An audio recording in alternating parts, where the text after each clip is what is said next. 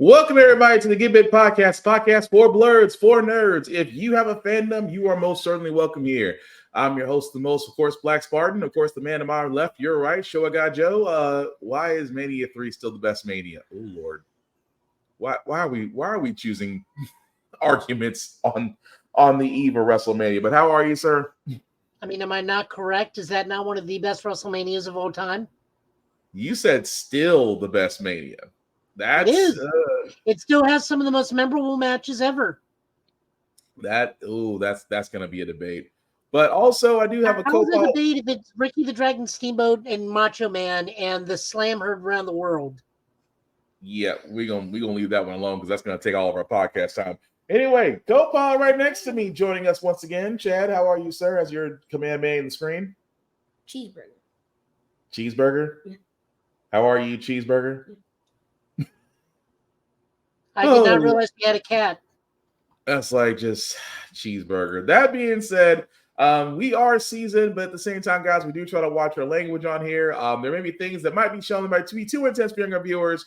So your discretion is advised. Aside from that, welcome. So, how do we actually start this off? A little bit of movie news, actually, because in the world of Marvel, people are happy about it. People are mad about it. People always have an opinion. What I'm talking about, guys, is Fantastic Four. We do have our Silver Surfer. Actress Julia Gardner will actually be playing a version of the Silver Surfer in the 1960s MCU film. Now, again, there are people out there that might be slightly annoyed or mad that we're getting a female Silver Surfer. But this does kind of fall on the fact of where it falls with the story of the MCU. Of course, if you know who Julia Gardner is, she was actually in the Netflix series Ozark. If you haven't seen it, highly recommend it. But I think she would do well. But again, I'm not mad about the casting. We can have a female Silver Surfer. If you've actually followed the comics, it's literally a story in itself with a certain Earth. But I'm not against it. But Joe, your thoughts on that? First off, when they casted her, I thought that we were going to get Maddie Franklin, the Galactus Nova, not the Nova from Nova Corps, because we have Johnny Storm. But her being cast as the Silver Surfer version of Shalabal, love interest of Nornrad, the actual Silver Surfer, I applaud them for this. At this point, I am also fairly certain they are doing this just to piss people off. I mean, and literally, I guarantee you at some point, now they're fully leaning into it because now they know that they will get people who know what this is, will still get it, and they'll still get attention from all the hate watching.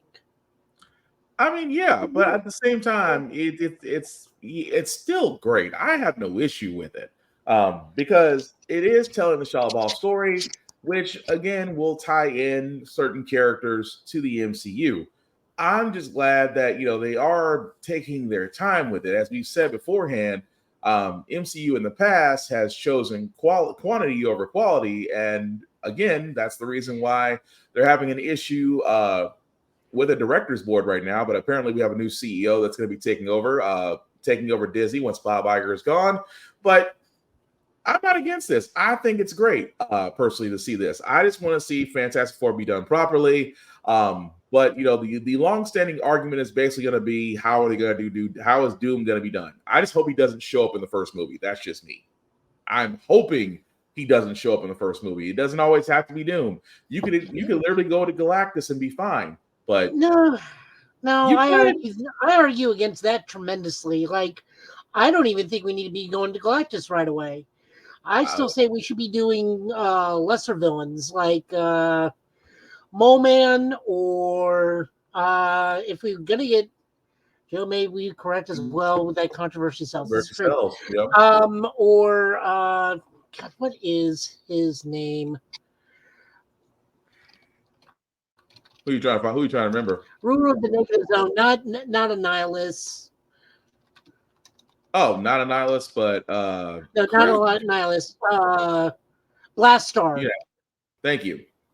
Like, I would prefer to, like, if we're gonna put in, like, because let's face it, Marvel is pretty good at tossing in one and done villains. If they're gonna bring back the Fantastic Four from wherever they've been, Give them a Mm-hmm. disposable villain right off the bat. I mean, probably not Hans Mole Man of the Mole Man people, but Yeah. definitely Blastar. Give them something cosmic, something to go get, something that's formidable but ultimately forgettable. What's up, Chad?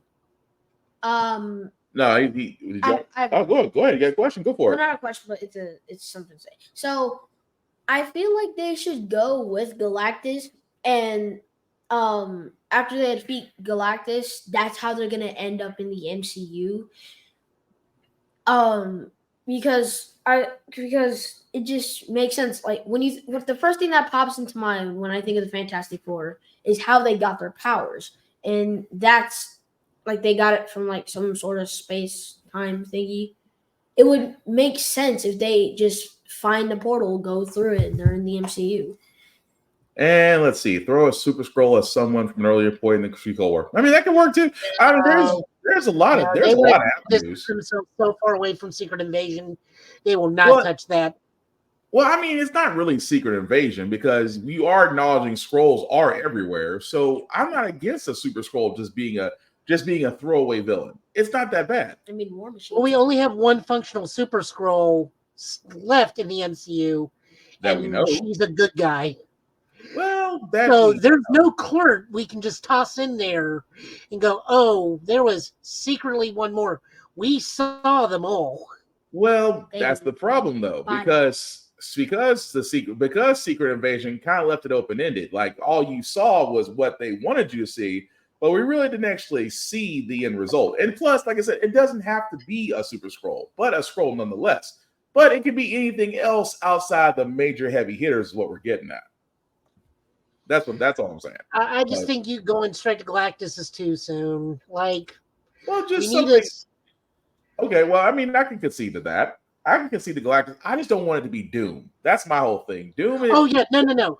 Doom needs to be, as I've always said. Mm-hmm. If it's Doom, we go through the whole rigmarole, and then it ends up being a Doom bot the whole time, and Victor's been in the castle the whole time. Fair. Oh, you're talking about Doctor Doom. I thought you were talking about something else. No, Doctor Doom. Like Doctor Doom will be the crown jewel for the Fantastic Four and the MCU. The thing is, what me and Joe are saying is that it's too early. It's too early. It's way too early to go to Doom as you're introducing the Fantastic Four to the MCU. So, like I was saying, if they find the portal, end up in the MCU, Doctor Doom is just going to somehow find his way into the MCU. And if they're already in the MCU, Chad, it's just you don't know where they've been. And if they've been in the negative zone the whole time, then you only have really two villains you deal with. And that's Annihilus and Blastar. Right. But we're saying the general thing is what we're saying is other villains can be used in place of them to just really solidify the first movie, because the first movie is you don't want to immediately go for the first movie off the bat, because that's the thing, because that's like starting the movie off with the Impossible Man, right? Like you don't want to start off with the go-to like we say it all the time. Like whenever I see a Batman movie, I'm like, I don't always want to see Joker. I would rather see all the other mini rogues that Batman has. Same thing, because Joker's too easy. Joker's too easy, but at the same time, once you get your greatest adversary, it's kind of hard to top that. See what we're saying? Mm-hmm. So they're already in the MCU. I thought they were in another No. So what's going to wind up happening is that's the X-Men. So the X-Men have already been established. The Fantastic Four are going to be established, but the way they're doing it, some people don't like, because it's going to be set back in the 60s. So well, the thing about it is, though, you don't see a problem with that. But there are just some people out there, let's just say they're very different. Different is the word, as far as how they see certain things. Instead of actually giving things time to develop, times to actually flourish. And like I said, with Fantastic Four, it could be fine. It's just how they set up the villains, how the story is set up. It just needs time to cook, as long as it happens. But go ahead. What are you gonna say? You know how Spectrum got in the portal in the Marvels movie? She saw the X-Men. So I'm just thinking that version of Beast that was in the end credit scene. Mm-hmm. reminds me of the Beast from an earlier X-Men movie that I watched. I just can't remember.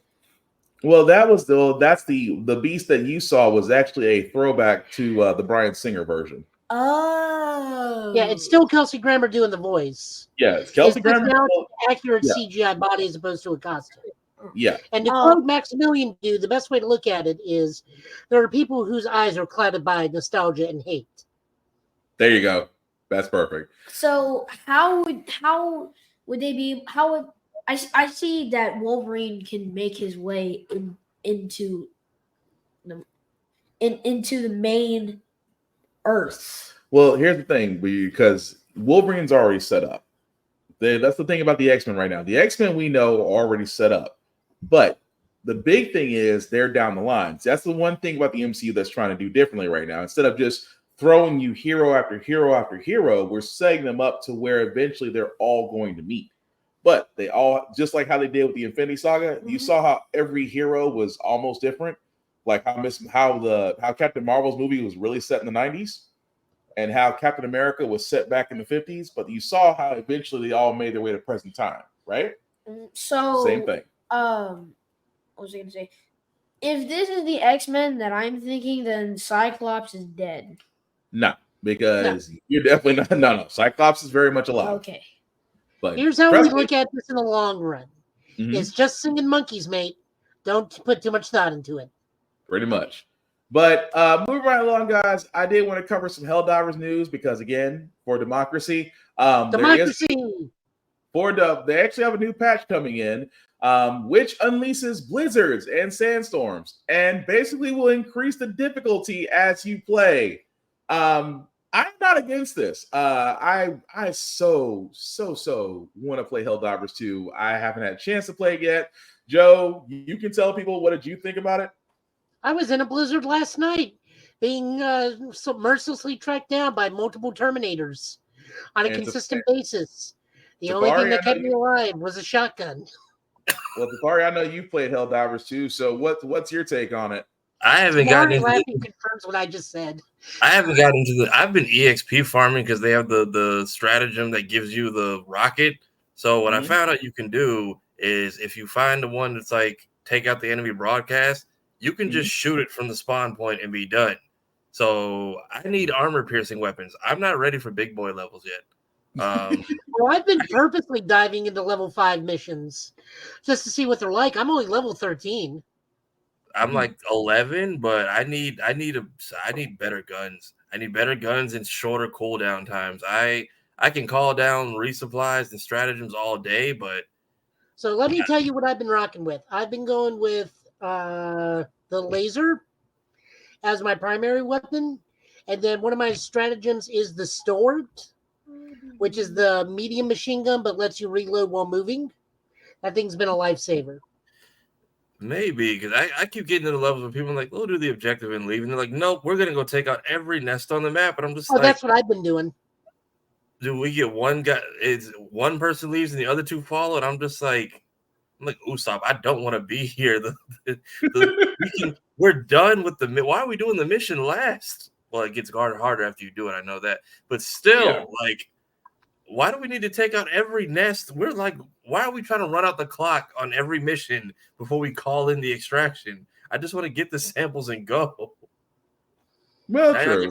Now I got Terminator ships. There was one thing that someone posted this morning where it says Ottoman spy returned to civilian life, or automaton spy returned to civilian life, and it was in game. It wasn't somebody in chat, and someone caught that and it's like, wait, what did that just say? So they've got Arnold Schwarzenegger's out there now spying with us. Yeah, our next thing may be a in-world army match against automaton sleeper agents in Helldiver armor. If this keeps going. Yeah, so that's the thing about this is where the thing that they're doing well is the fact that, so you want to increase difficulty? We're going to give you that. You want sandstorms? You didn't ask for? We're going to give you that. You want Terminators? plenty, which I'm surprised they got away with it, but I'm not complaining. I'm just waiting for Casper Van Dien and the Roughnecks to show up. That's just me. But let me tell you something about fire tornadoes. Dude. The Bible. I had the worst place fire tornado ever. So we were in the mission where it's the escort the civilians from one bunker to another. A fire tornado literally just spawns in the center of the field strip. So anytime any of us hit the button, they would just run directly into the fire tornado. We couldn't do anything about it. We had to wait like 15 minutes for that thing to move on. Nice. And they reduced the amount of people. It's like 15 instead of 30 now, right? I think it's 15 to 20, depending on how hard the map is. Thank God, because 30 was a big ask. Hey, 30 was Battlefield. They are making personal goals a little bit easier, because it was like, kill 500 units with this gun. Now it's like, all right, kill 200 units with this gun, and then your next one will be use an Eagle cluster bomb to kill about 15 units. Like, I can do that easily in one particular map setting. Yeah. By the way, for democracy. But still, it's pretty fun. But move around. Oh yeah, I can't. I'm looking forward to playing it. Actually, you got a PS5. I should be using yours. But anyway, move right along, guys. I gotta cover this story because before we get to the Waffle House issue, Waffle House has found its before we get to Waffle House, hang on, because you're thinking Fortnite. Give me a second. So we do gotta cover Daredevil Born Again. The reason why we're covering it, because, well, as news is coming out, as we get ever so closer to this payoff, we do understand that John Bernthal will be reprising his role as Frank Castle in The Punisher. As you can see, his pictures there, and of course, we have pictures here directly right across from Charlie Cox, and of course, in his usual attire. Which, again, I'm not knocking it. I love John Bernthal's role as Punisher. I love the series that he does on Netflix, and I can't wait for him to get his series to come back on. But before I get to the other news about this, does this not make us more excited about Born Again, or is it just like we just need to wait for it to actually show on Disney Plus? I feel like at this point, with all the people they're throwing in, you could have just called it Heroes for Hire. It's basically the whole. Or just Marvel Knights. Yeah, I think they're saving. I think they're saving that for like some kind of Moon Knight and Blade. Well, that's what the guy from Isaac. Dang it, Oscar Isaac. Thank you, Oscar Isaac wants a Midnight Suns. He wants a Midnight Suns with Blade and Ghost Rider, which I'm not against. I would love to see a Midnight Suns. A Midnight Suns can do a TV role. I am completely for that. Didn't they have a game? And that gentleman that's in the Blade movie just wants a Blade movie to happen at this point. That Blade movie may take some. Woo! It's also, gonna take a lot. I looking at this picture, I couldn't tell who was coming back, Jonathan Bernthal or this dude who looks like Guillermo from What We Do in Shadows. Betty. It's not Betty. I really thought that was him. Oh man. Well, outside of that, there's another reason why I'm sticking on this page. Outside of John Bernthal actually being a part of Daredevil, we get this from Finn Jones via Instagram. For all those that don't remember Finn Jones, he did play the role many times that he said this, that he did play Iron Fist. He did play Danny Rand, aka Iron Fist, on the Iron Fist show that was on Netflix. We all remember our mixed feelings about this. And the thing about this is, because this is new and because there were more and more interesting characters than Iron Fist himself, well, it looks like from this picture, he actually might be getting another shot at it. How do we feel about that, fellas, considering the fact that the last two seasons of Iron Fist really didn't do that well? May I? Go for it. Okay, my first question is, how do you not forget Finn Jones? All he did was tell you who he was every episode, painstakingly. I don't care that you're Danny Rand anymore or that you fought a dragon. I just want you to start the damn episode. That too. I'm curious how he comes back as the Iron Fist because he got tired of getting punched. And last we saw, he had the Iron Glocks. So, like, what do we? And we gave the power away to a more useful person we have not seen since. So, I'm surprised that you had the Daughters of the Dragon was more interesting than Iron Fist himself. That's the part that always. I'm sorry, go ahead, Joe. No, go ahead. Finish yours and I'll go. No, I was just saying that the Daughters of the Dragon in the show were more interesting than Iron Fist himself. Really? That's agreeable. The bright side to this is the only thing I see this is they give him proper direction and proper show running, which I feel was probably what was the problem with Iron Fist the first time around. But this also potentially rehabilitates Luke Cage's character, which I don't think any of us enjoyed the way season 2 ended. I don't know about you, Tafari. I know me and Will did not like how season 2 of Luke Cage ended. Right. Yeah, setting Luke up to kind of be the kingpin or whatever. I didn't understand what that was about, or if there was a story for that. I feel like they realized they effed up by killing Cottonmouth too early and didn't expect him to be such a fan favorite. And Bushmaster Bushmaster was fine. He was great. Those three having a conversation would have just been like the greatest. This is my territory, like the mind game, the mob game, and the street game. I feel like it was a missed opportunity killing him off with the mic stand earlier. And then you have not Amanda Waller basically terrorizing them from behind bars. And I don't know. I like Bushmaster. I like the whole, we tried to get Luke Cage a Nike sponsorship, but the ending was like, I didn't know how to feel about it. Like even when the kid kind of kicked him at the shop, I was kind of confused. I'm like, where are we going right now?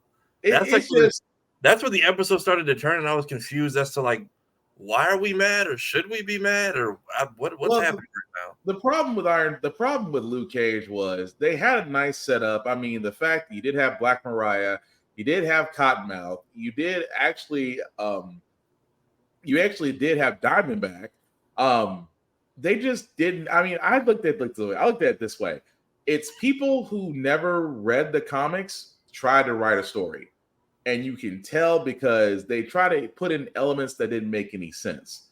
So, same with Iron Fist. Iron Fist, I mean, the only problem I had with Iron Fist, really and truly, was the fact that you basically made Danny Rand a walking tape recorder.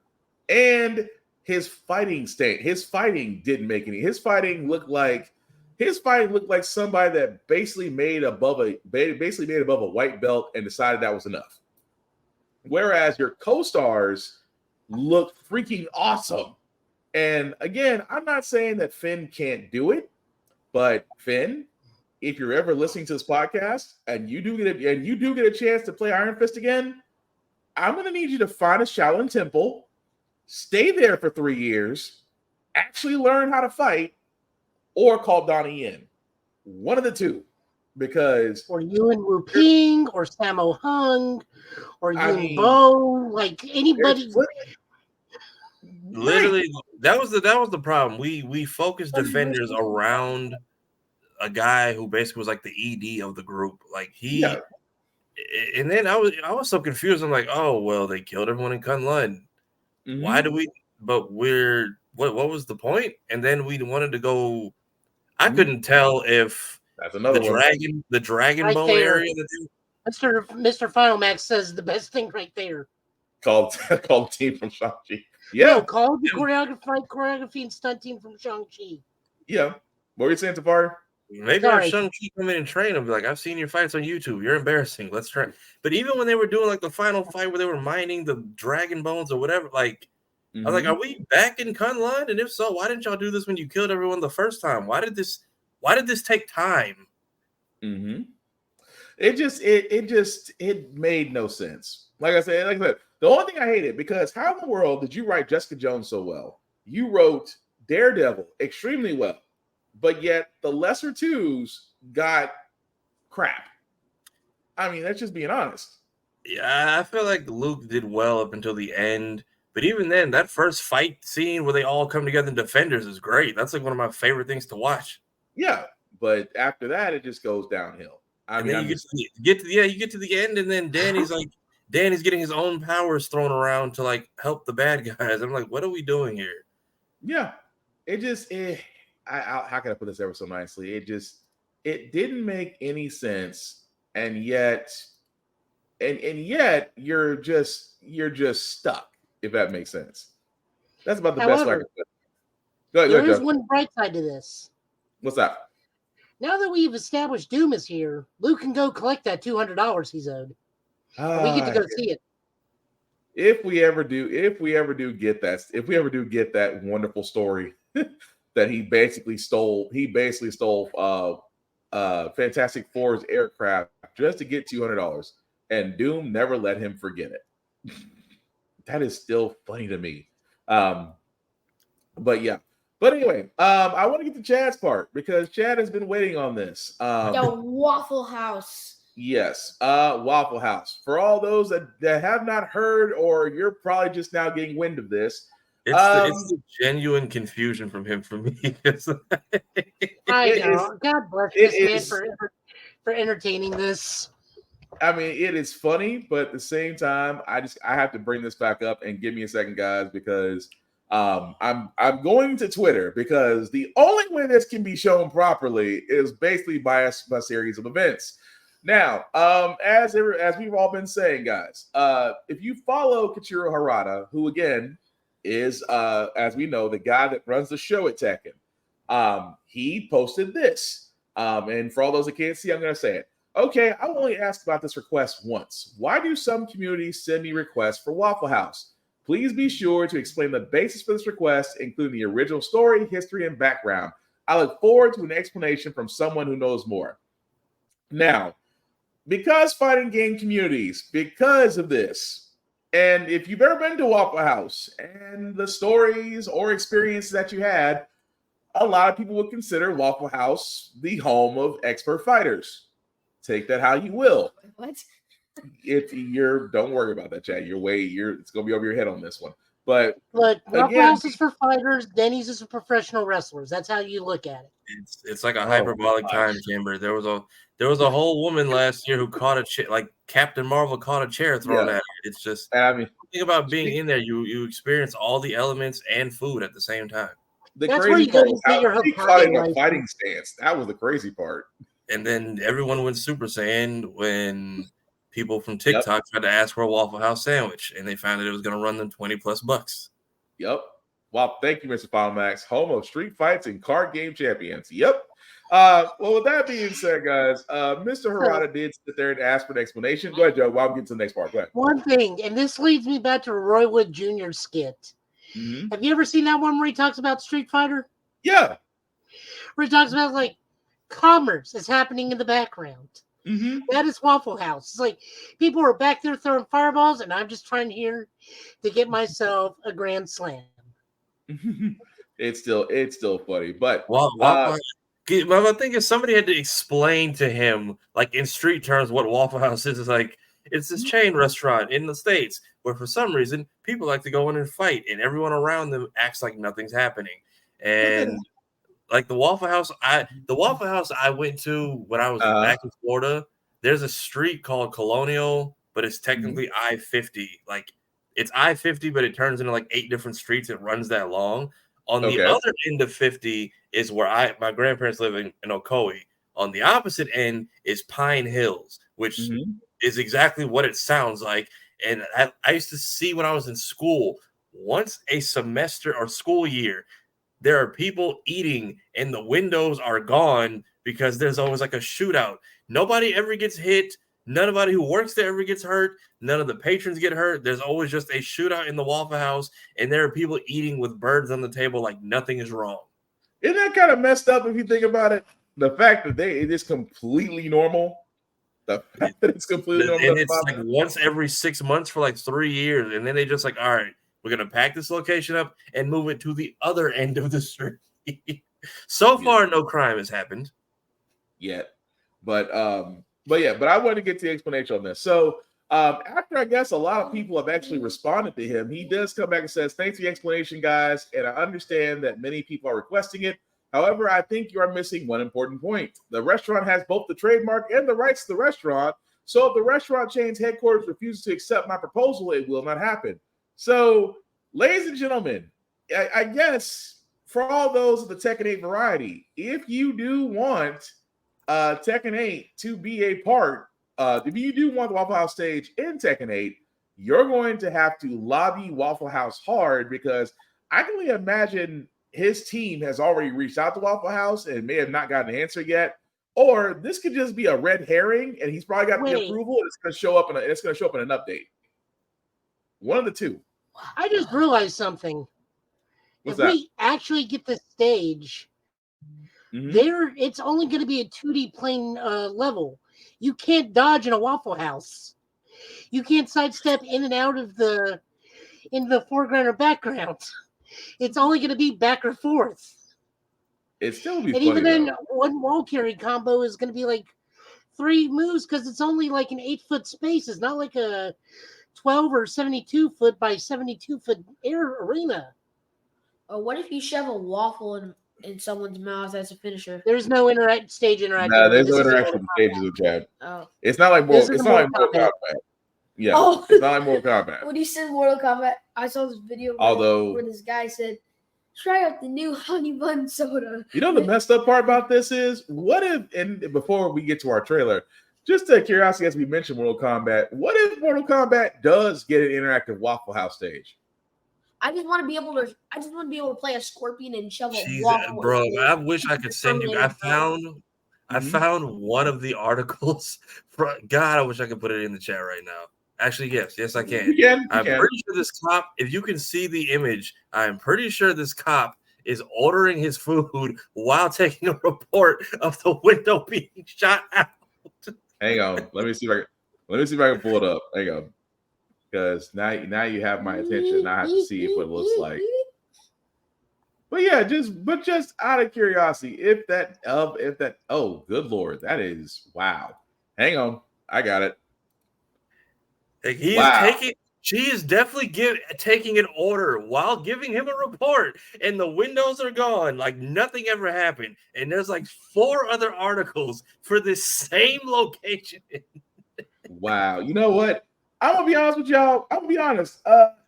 Whether Tekken 8 or Mortal Kombat, this is marketing.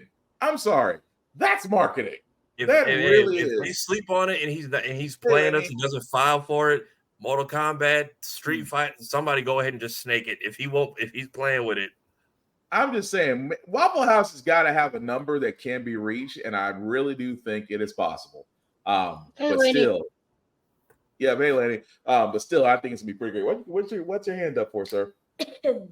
So if instead of Tekken, what if Mortal Kombat gets what's it called? Gets Waffle House? Gets the Waffle House stage. No, they'll get Denny's. Able to pick up a waffle off of a table and wall combo the person, and for like the little finish thingy. But here's the thing though. As cool as it would be, he does got a point. Waffle House either got a high number or they got a morality clause. I just either way. I want to put an explosive bomb on a waffle and shove it down someone's throat as a finish. No, for a Waffle House stage, you would throw them into the window of the Waffle House. You would hear them like get jumped in the background and then thrown back out, like covered. Yeah, at Final Max beat me to it. A Waffle Alley?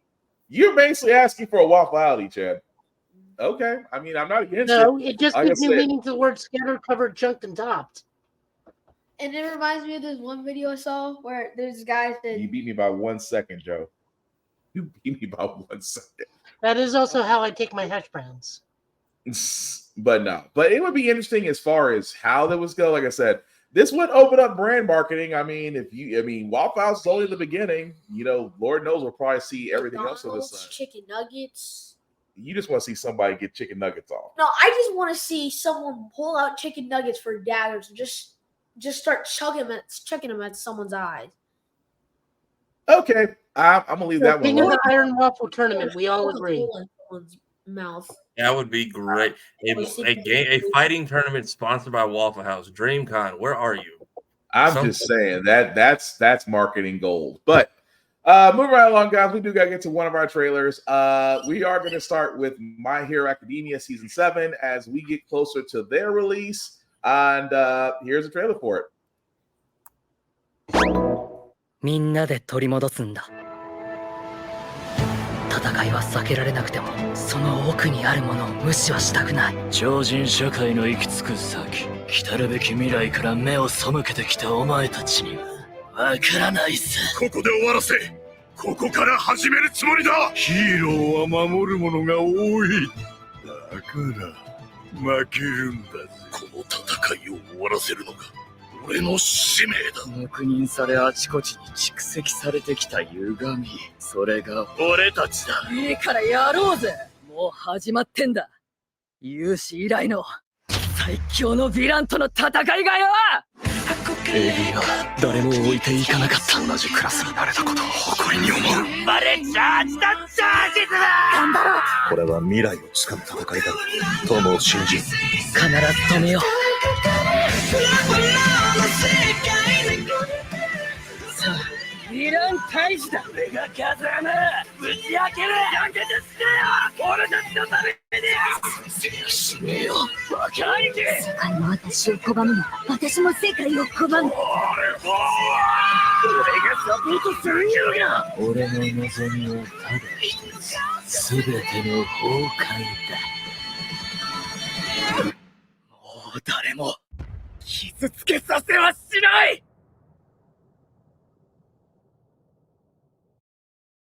All right, guys, and that was the season 2 trailer, season 7 trailer for My Hero Academia.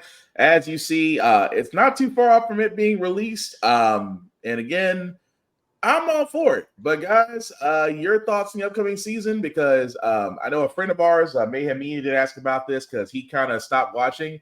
Now is the perfect time to watch just because it is starting to go into the final part of My Hero Academia, as it is going to take on the war with All for One and basically Shirogami. But I'm loving it. And as Mr. Final Max, Cyborg Buddy, time for more money. And keep a good girl down. I mean, really, but I can't knock it. But guys, what do we think about this? Go for it, Tafari, because I'm going to do nothing but be mean. Hey, I feel like if this isn't going to be the final season, they're definitely going to split it into 2 parts because the final stuff is kind of dragging right now. It's finally picking back up. Yeah. But, like, bro, if you need a break, please just take one at this point. Like, some of these chapters are only 7 pages. I'm like, we're getting nowhere fast. But I will say I hope they don't drag this out because when it gets to the final battle, it kind of just happens. There's not a lot of breathing room between where we're at now and where the fight takes place. So I'm really hoping it isn't like the first 12 episodes. But I'm also hoping they don't skip out on the fights because somebody leaked like a lot of the deleted frames from like the My Villain Academia stuff. And people were not happy. Like they cheaped out that entire arc really bad.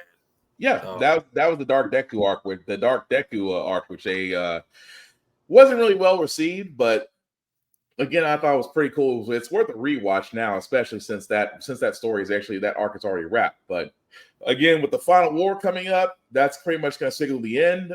For all those who are wondering, Fire Force season 3 is eventually going to be, it's rumored to be this summer, but finally, because they've been done longer than done longer than Dr. Stone, which came out at the same time. Well, the thing about it is it's been rumored they swapped studios, and if they still follow their previous times, like they've always came back in July, either around the 4th or the 8th. This also could be the fact that Fire Force season 3 does start in July at the same time, but again, it's unconfirmed. But sir, as a person that loves My Hero Academia, you're very silent over here. No thoughts? Nothing? Yes, I have. All right, we gave him a try. I have something. Okay. Why does Deku look like he's depressed?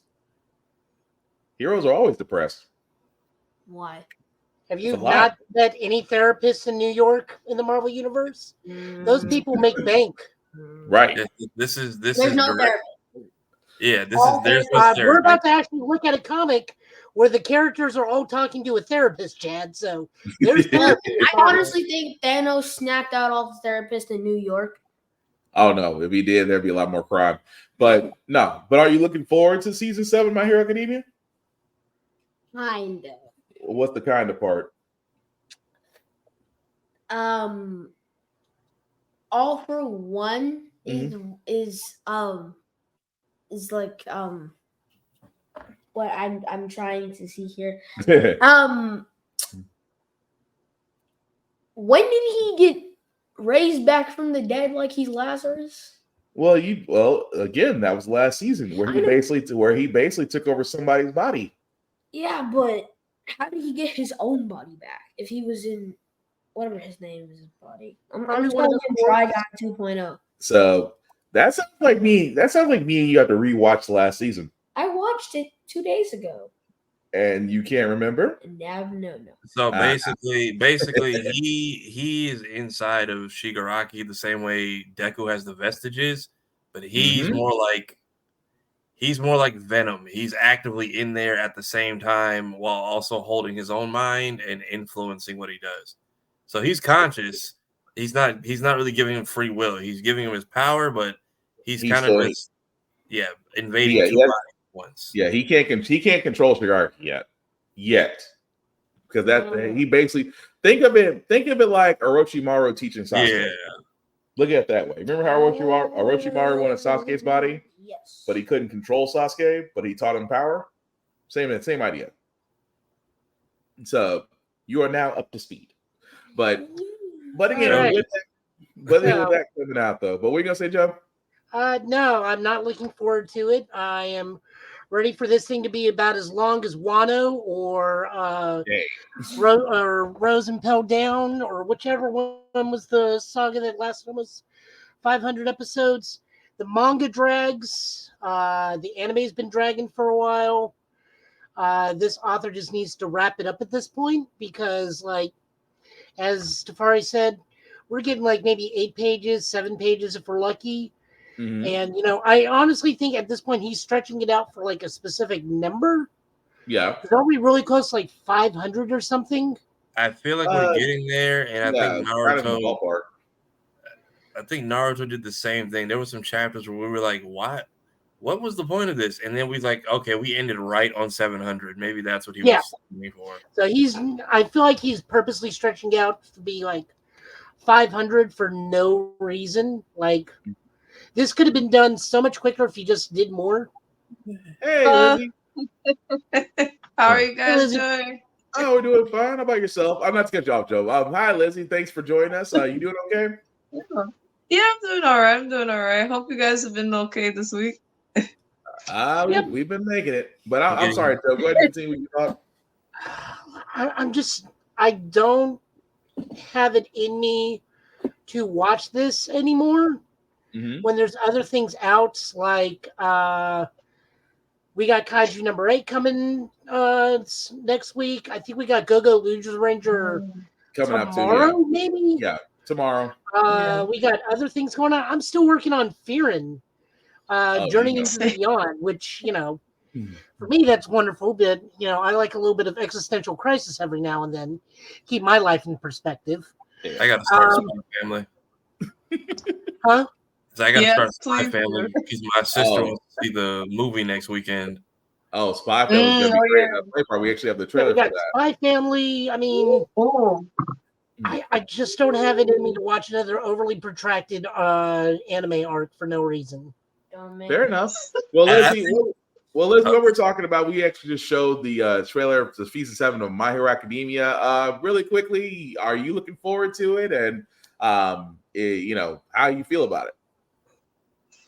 Oh, man. It's the fact that we had to wait so long, but I understand why we had to wait so long because, like the creator's health and everything like that. We didn't even know when we were going to get the season. They said there's going to be they said at some point, because like there's a different part of the series that he made talking more about like the Hero Academy and stuff like that. They were saying at first like, oh, we're going to get that before we get the season. And then all of a sudden now we're getting it May 4th. So I was like, oh, I didn't even know until I checked like a few weeks ago. So I'm excited. I'm excited because like whoever reads like the manga is kind kind of interesting right now, especially. So like, I'm excited to see it animated. So Cool. All right.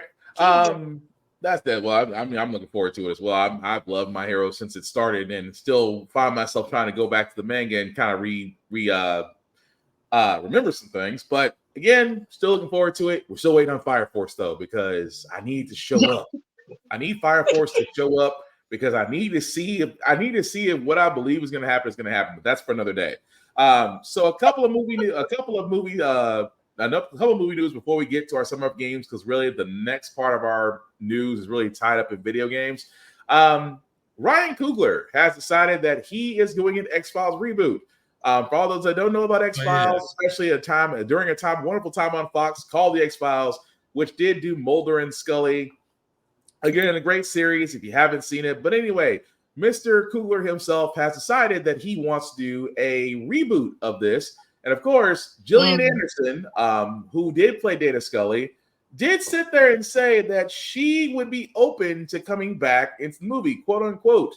Maybe I'll pop in for a little something. She believes that Coogler is a brilliant director and thinks that they can take X-Files in a different direction, and that if she was asked, she would come back.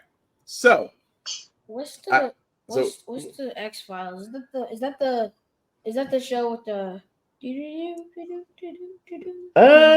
wrong beat, but you're right. You're in the right area. Yeah, he's in the right. You're in the right area, but wrong beat. Right. But no, the X-Files, just to, in a time, was the X-Files before you? Yeah. Oh wow. I forgot. I keep forgetting Jay Ray sometimes. Yes, the X-Files was actually a little bit before your time. It was literally a story about the paranormal that was investigated by 2 FBI agents, and it was a great show for its run. And now they're trying to bring it back. Is it basically supernatural? Supernatural, yeah, more extraterrestrial or cryptid. Thank you. Yeah, more extraterrestrial. The theme song. Power Rangers went off and X-Files came on. You cross into adult territory. Yeah. Thank you, Mr. Final Max. Raising a new generation of conspiracy theorists. Yeah, yep. That's the last thing. But what do we think, guys? I mean, do we want to see a reboot of X-Files, and do we want to see Jillian come back and revise her role as Scully? Do we want to see old boy come back as Mulder? Just curious. I don't think we'll get David Duchovny to come back. I think he's one of those types of people, but I think Gillian Anderson will be great. I do want to see Ryan Coogler do this because we all know he's a colossal anime nerd. Mm-hmm. So I want to see how many tropes or homages he's going to try and hide in an X-Files series of his doing. Because we all know he's done it in Kong. Mm-hmm. He just straight out says, like, no, Kong's just a Nazaru. He's just Nazaru. We paid homage to Dragon Ball. Mm-hmm.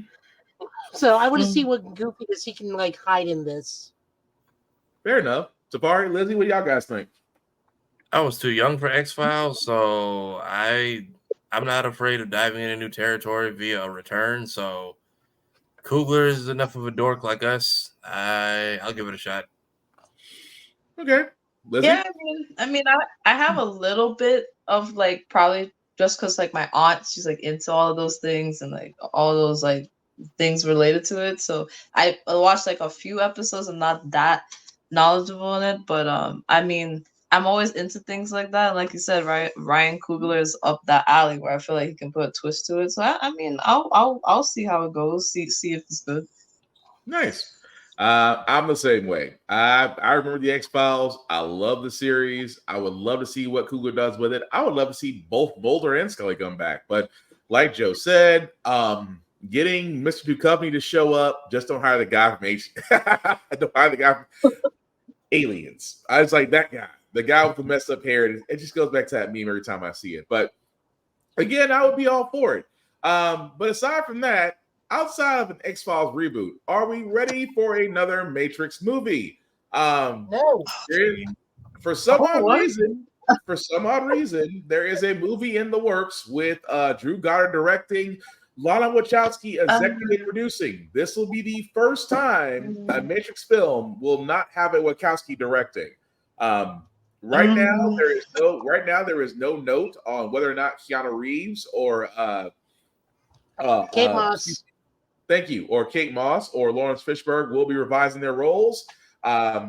So don't get me wrong, the last Matrix movie that they did really did not perform as well as they thought it would. Do we really need another Matrix movie? So, interestingly, I actually had a friend who had a really weird movie conspiracy theory. The John Wick movies are a version of the Matrix that was keeping Neo hostage the whole time, which is why you see cameos from other Matrix actors. But as for having another Matrix movie, God no, because I remember the last time we had one, I shut the movie off midway through and read a synopsis on Wikipedia just so we could have content for the podcast. That's right. So god awful. That's right. I didn't make it to the fourth one either. Lizzie? No. No, I'm sorry. It's just like that the movie, the franchise in general with the original cast is just too iconic. If they're not gonna bring them back to reprise their role, it's not like you said, the last one didn't work out. So I remember exactly what I said. Sorry, Lizzie, I didn't mean to cut you off. No, it's okay. It's okay. Yeah, bro. I remember exactly what I said. Yeah.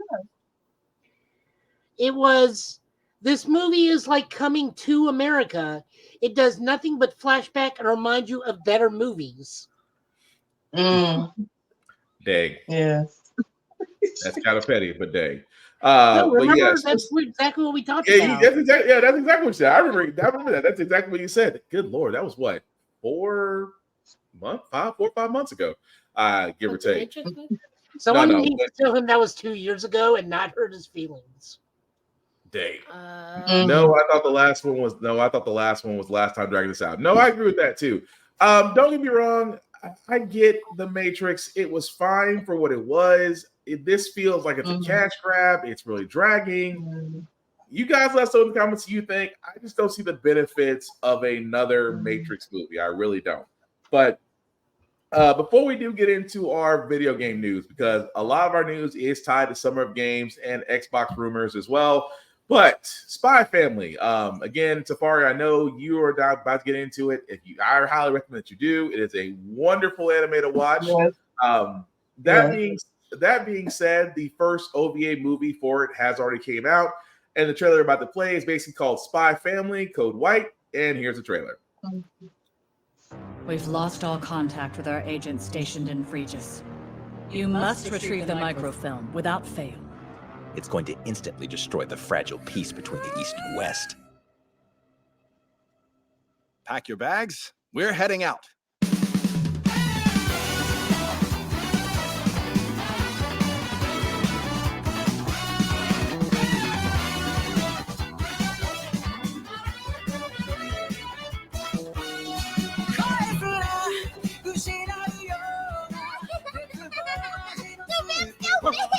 Is that Lloyd? Did I just see him kiss her? Who's there? My flower divination will tell me where you're hiding anyway. This chocolate thief! Super evil, do it!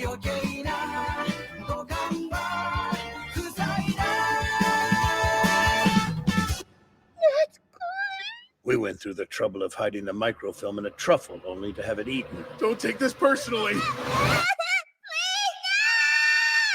I'll get them back, whatever it takes. I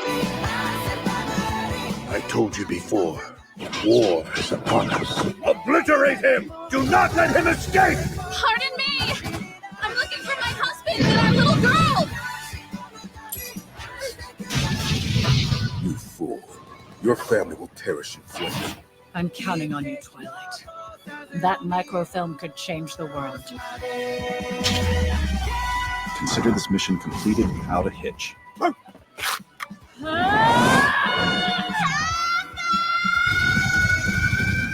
Wait for me, Anya. Spy Family, Code White.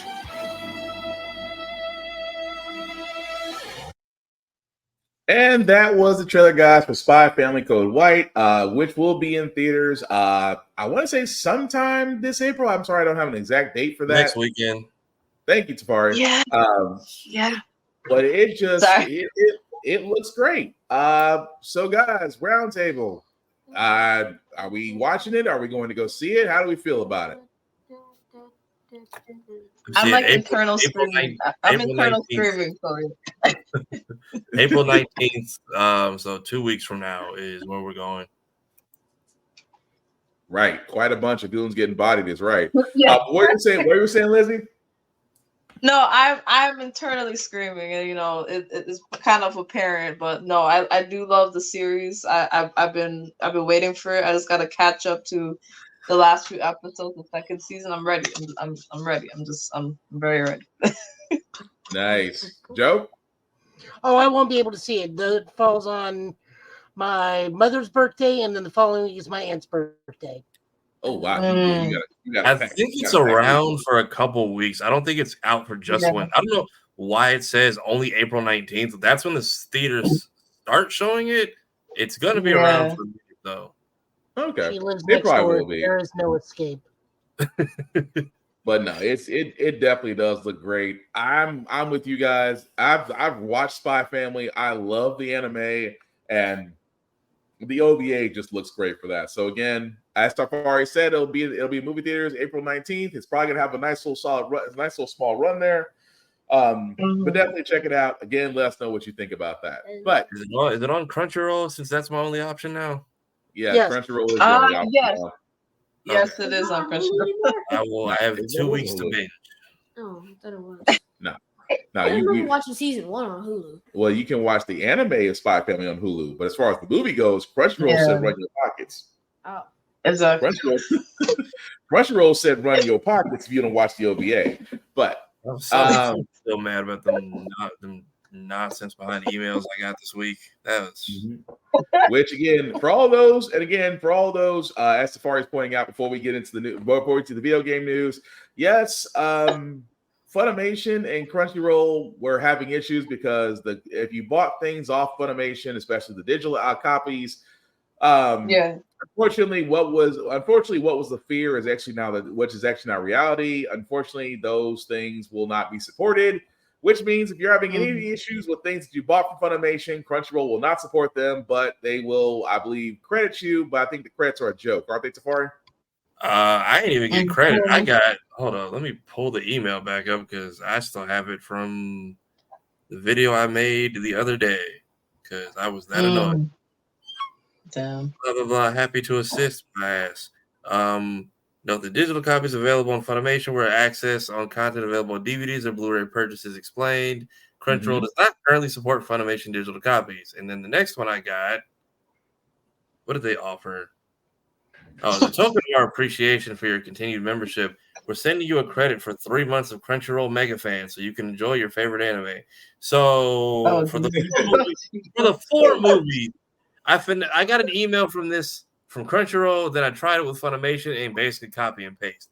So 4 movies that at least the ones that I had digitally, let's say $20 a piece, that's $80 of movies, and they gave me $60 worth of free streaming, which runs out in 6 months. So they basically sat there and said, we can't fix your problem, and at the same time sat there and said, hey, come watch us. That's petty. Exactly. That's petty is what that is. Here's 6 months on us. Here's 6 months on us. Sorry. But that's Crunchyroll right now. I mean, they've unfortunately became the villain that they were supposed to slay. But with the world, I mean, that's the world of anime right now. Everything outside of going to the Grand Line, which you are more than welcome to go to the Grand Line. I'm pretty sure there's plenty of things you can find out there on the Grand Line. But that's upon you. We don't support it or say you should. That's completely up to you. But yeah, thank you, Tafari. But but yeah, Crunchyroll is unfortunately just that area to where we just cannot. I mean, those prices are going to increase, and again, we might be, as Mr. Final Max said it best, going back to being pirates. Yo ho ho ho. Yeah, they're the anime feds. That's all. Yeah, I mean it's something else. But again, going into gamer news, guys, before we get into our Invincible and X-Men reviews. What I mean by reviews is we're probably going to go a little bit light since one series actually did wrap up its season, and the other episode really had a lot of Easter eggs, so we're not going to really go too deep into those episodes, but just to kind of give a general consensus what we thought about that. But before we do get to that, we do got to get to the fact that Ubisoft Forward has decided that they're going to go head-to-head with Summer of Games.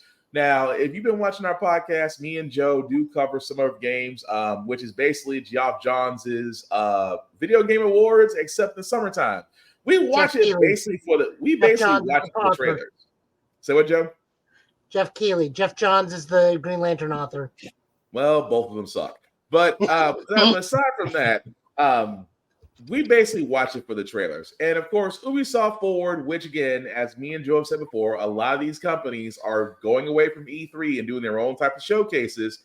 Ubisoft Forward has decided, you know what we're going to do? We're going to do this in the same week as Summer of Games, which for guys like us who do actually do a lot of prep work for podcasts, we hate y'all because now we have to do double time on this.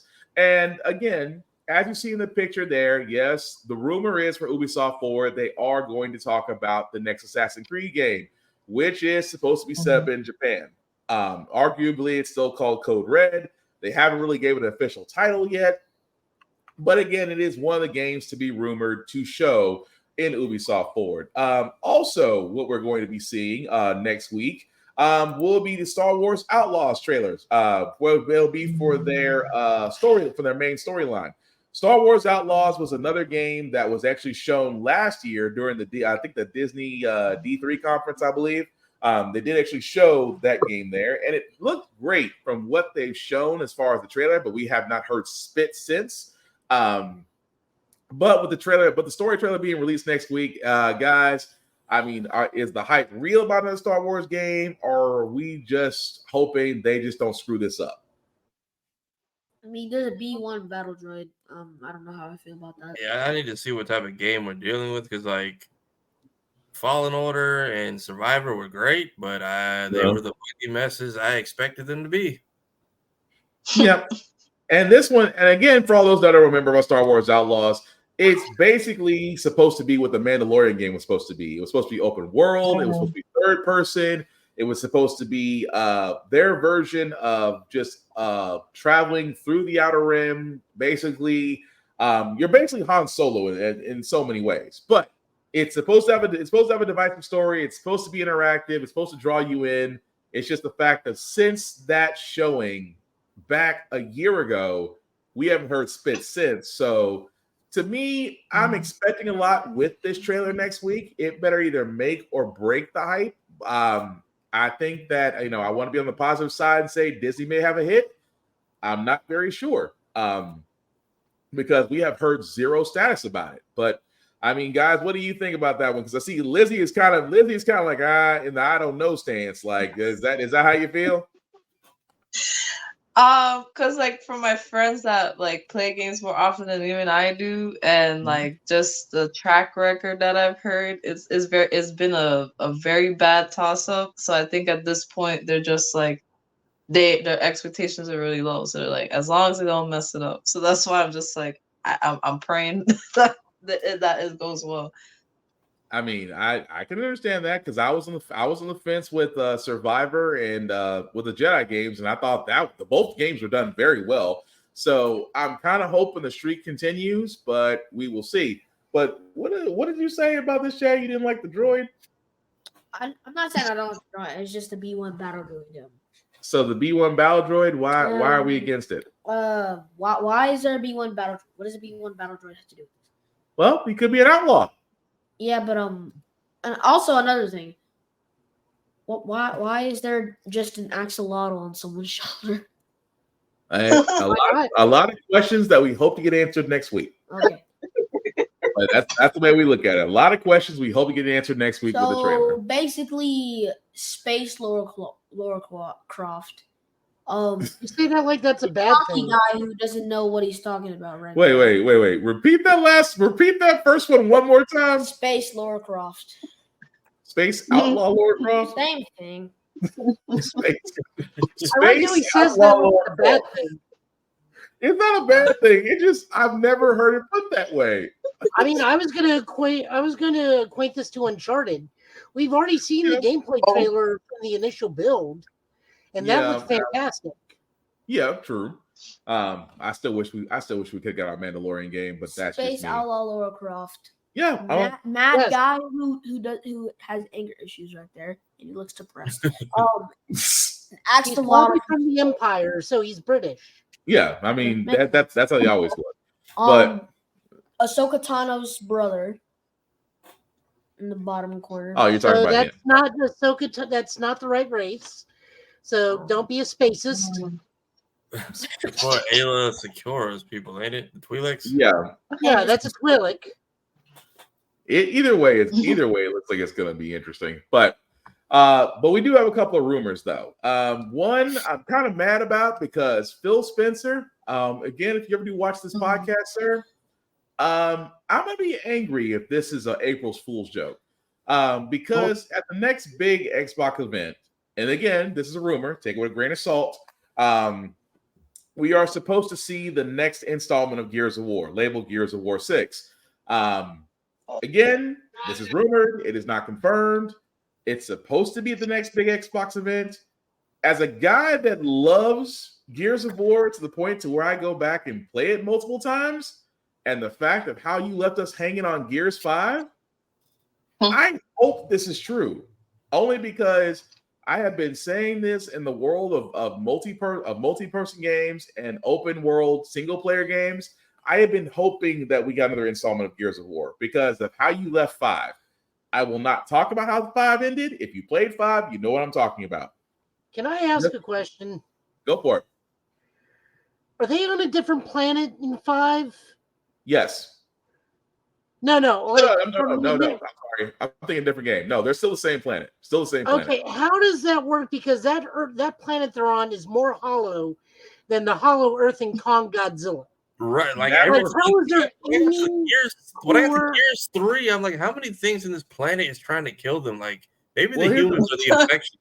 Well, here's the thing, because I'm just to give a synopsis.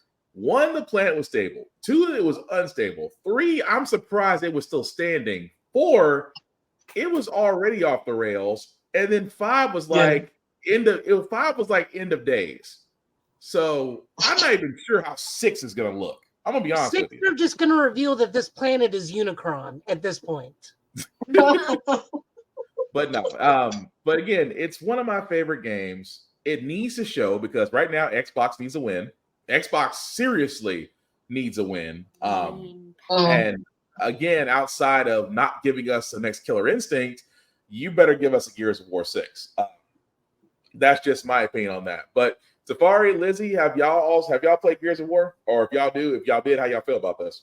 I got through the first 3, and then I was like, I didn't know that there was room for a 4th. And then it's just like, I thought we were fighting like this one group of people, and then it just apparently there's just new things on this planet that are always waiting to come kill us. And I'm just like, how are these never hinted at each other or crossing paths? And didn't we like blow up and eradicate the entire like race on the 3rd one or something like that?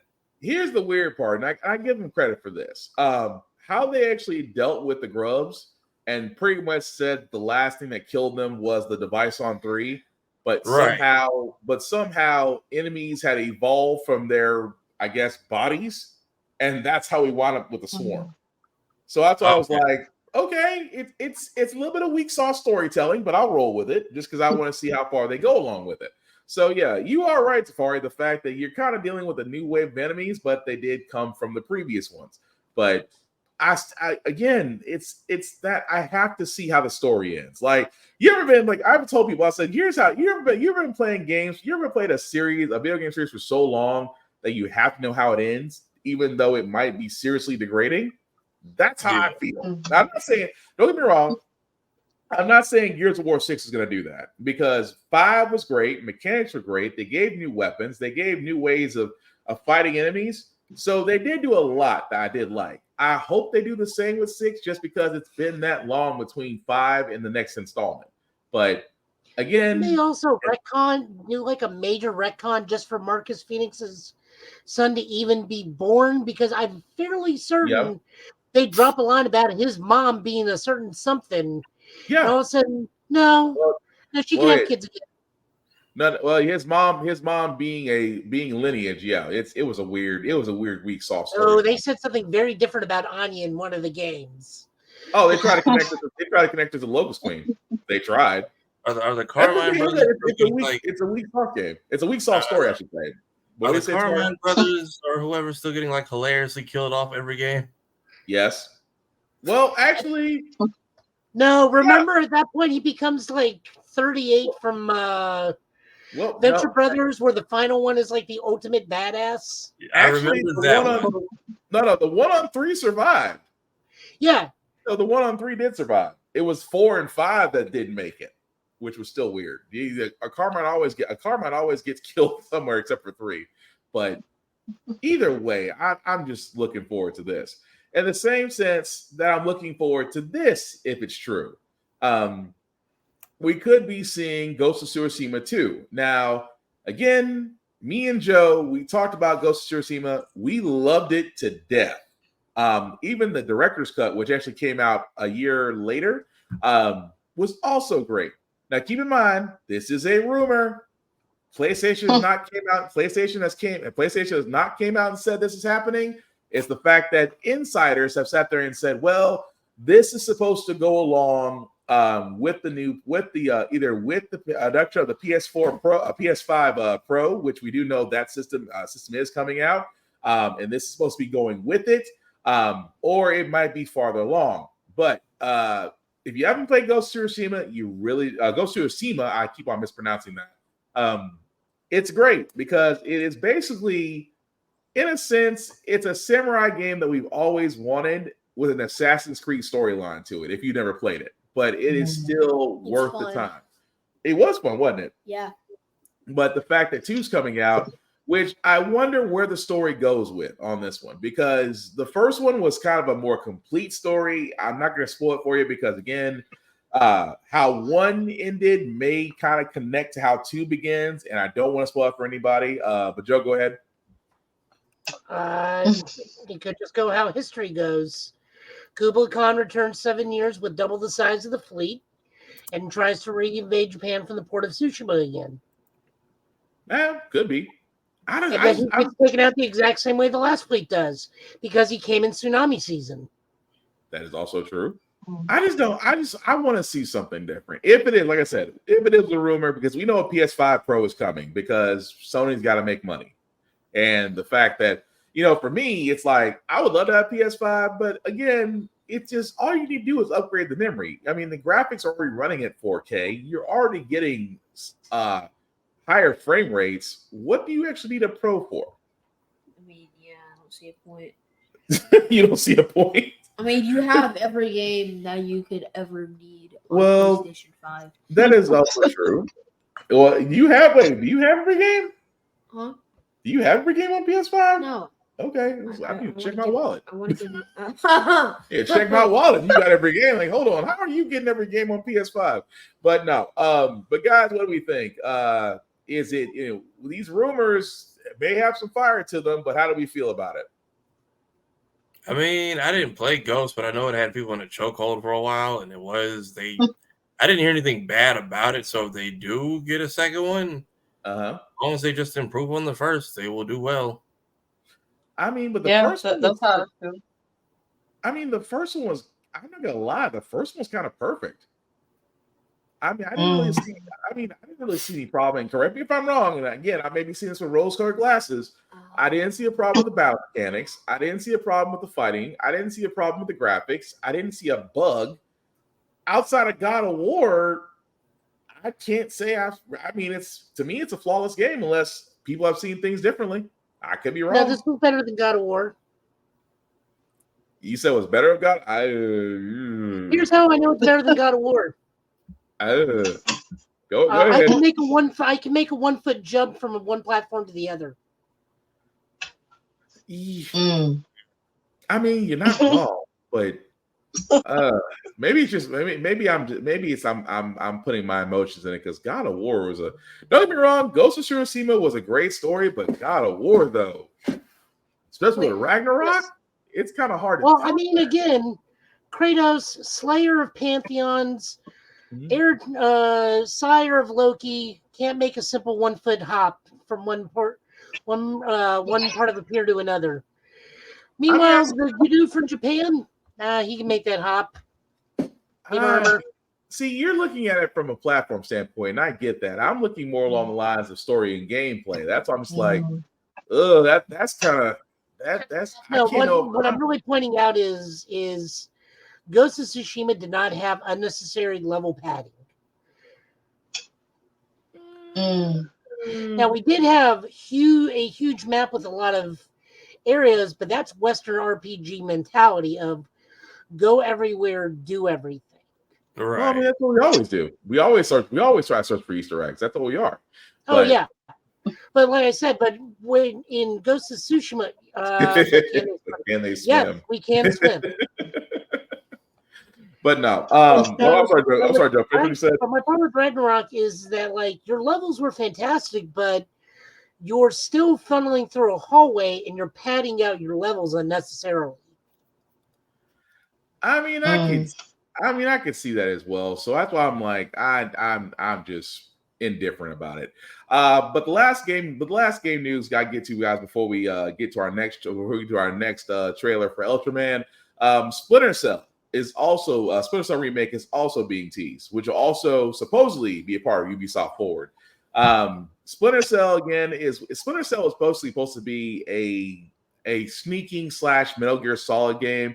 I love the last one. I love the last couple of games, the Blacklist, Retribution. I kind of hope there is another one just because of that. But again, it's supposed to be rumored with Ubisoft Forward, so we'll see whether or not it appears. But Splinter Cell fans, aside from me in this podcast, are we feeling about it? Or are we like, why? I was not a Splinter Cell person, so this one is but above me. Lizzie? I have limited knowledge. I've heard from my husband. He's only got to play a little bit, so I'm just kind of just like hope for the best. You know with these rumors, because it could be a rumor and then we find out like 3 years later it's not a thing. So I'm just kind of just like, let's see what happens. I would be heartbroken. I would be see, it's up there for Gear 6 to me. Like it's like giving me a Halo game I can actually care about, because Infinite could have been so much better, but I don't want to go down that route. I don't want to do that route of ranting as we'll be here for the next 2 hours, and I don't want to do that to anybody. But I am hoping the rumors are true. But as we get closer to summer games, we'll actually see a lot more about that. So hopefully we'll get some solidified answers. But we definitely will be talking about the trailer for Star Wars Outlaws next week, whether or not it makes or breaks the game. But Ultraman Arc, before I play the trailer, Joe, you want to let people know what it's about? So much like last year, we finally got the trailer for the new season of Ultraman, which will be able to be watched on the Ultraman channel on YouTube for free in both multilingual simultaneous release. Mm-hmm. Much like last year, we had Ultraman Blazar, or as we just like to call him, Caveman Ultraman, because literally that was the biggest thing on that one. Mm-hmm. He really was just Caveman Ultraman. We are doing a new series, Ultraman Arc. This is the 34th entry in the Ultra series. He will be simultaneously streamed and dubbed with English, Mandarin, Cantonese, Taiwanese, Thai, Indonesian, and Vietnamese dubs with subtitles. The biggest note is that the director for this series, as soon as I can find it, is where are you? Staff. There we go. Takanori Tsujimoto was the last time he did anything was Ultraman X. He is also a huge fan of the original Showa era. So expect old school monsters and more old school aesthetic, because Ultraman Blazar was very, very new school and sometimes very concept. For those unaware, Ultraman X dealt with a lot of make monster into armor pieces. So we're expecting Ultraman Arc to have some cosmetic and armament as that is Sugimoto's thing. I will say this, just from the trailer alone, I'm probably going to get that Henshin device. So I'm going to need to be left alone to my own devices on a Tokusatsu toy site again. Oh, you will be. Well, with that being said, guys, here's the trailer for Ultraman Arc.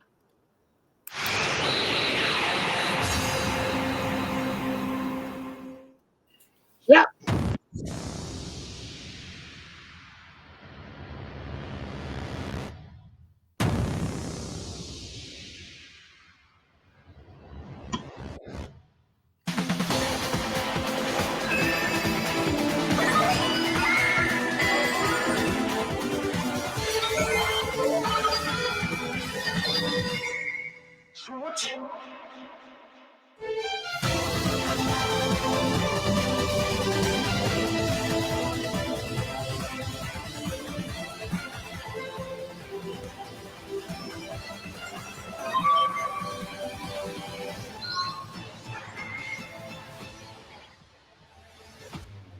Ultraman Arc. And that was the trailer, guys, for Ultraman Arc. As you can see, will be July 6th, 9 a.m. Japan Standard Time. But yeah, let's see, let me kind of get back. There we are. What do you say, Mr. Final Max? Transformation Trinket basically being a puzzle is fun. Yeah, I'm digging that. But it looks like it's going to be a good series. Guys, what do we think? I know nothing about Ultraman. I know he's big over there, so I'm sure his diehard fans are happy. But I know he's one of those things I see. I always see Blu-rays and stuff for Ultraman. I never was attached to the material, so clearly it's out there for someone. Yeah. So I would actually recommend this for you, Tafari, because it's one of the easily most accessible to get a hold of or watch. They are also learned the lesson that most Tokusatsu series do not. Their production values are so high they only last 26 episodes. So it's very easy to binge. It's all connected. It's a giant multiverse, and before you take that into a bad way, they don't play like goofy multiverse like Marvel does. They're just like, oh, you're an Ultraman from this universe. Cool. Or, oh, hey, you remind me of my dude over here. It's no goofiness that we're dealing with the Marvel universe where it's like, we got to worry about a pizza papa or pizzas around or stuff like that. Okay. Yeah. So I would definitely say go give it a shot. In fact, they had real big. The last year's was Ultraman Blazar, and the English dub is perfectly fine. Adam the Black Ranger dubbed the main character. Okay. So Johnny Bosch was the Johnny, nice. Series. Again, you'll get to go see Caveman Unga Bunga goofiness with Blazar. I'm not joking. It really is. His fighting style is kind of like a Muay Thai fighter, but yeah, he doesn't even do have a traditional ray attack until a certain point in the series. So go give it a shot. I would just recommend it because it's so easy to binge. Lizzie, have you had any experience with Ultraman, or is this your first time seeing it? I've heard about it. I haven't really delved into it, but I like just from the trailer alone. I like how they're just like, "This is what I am. I'm nothing more. I'm nothing less." It was straight to the point. So I was like, okay, I could see why this is popular. They ain't trying to beat around the bush. They ain't trying to be convoluted. Just like, this is what it is. Like, go watch it. So I mean, by that, I'm like, I'll give it more of a shot. And they come with really fun transformation devices. Oh, nice. Nice. Well, before we kind of get to the before our comic pulls, just a few last things. I would be remiss because me and Joe and Tafari and Lizzie, are you a fan of wrestling by any chance? I watch it here and there. I won't say I'm the biggest fan, I gotta be honest, but like I like hearing about it. Okay. Well, me and Joe, we usually try to keep ahead of ourselves, but we would be remiss if we didn't talk about WrestleMania 40. Again, it's after SmackDown tonight. It does go into the Hall of Fame, which again does have an interesting Hall of Fame class that's actually going to be inducted this year. WrestleMania, for all those who don't know, it is a 2-night event. It is going to be on Peacock. Night 1 will definitely have a lot of great matches. However, the biggest one will not happen until Night 2, which is basically Cody Rhodes versus Roman Reigns for the Universal title. As you can see there, they will have a ladder pack. They will have a ladder match for the Undisputed Tag Team Champions titles. Of course, Bianca Belair, Naomi, and Jade Cargill will be facing Damage Control in a 6-woman tag match.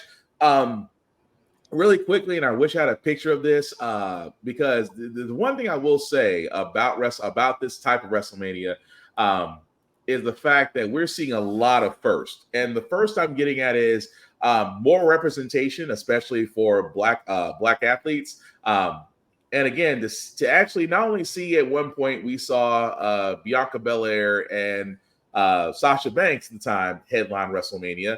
We're now actually seeing 3 black women actually have a main match in WrestleMania. So there's a lot of great things. I'm sorry, what are you saying, Tafari?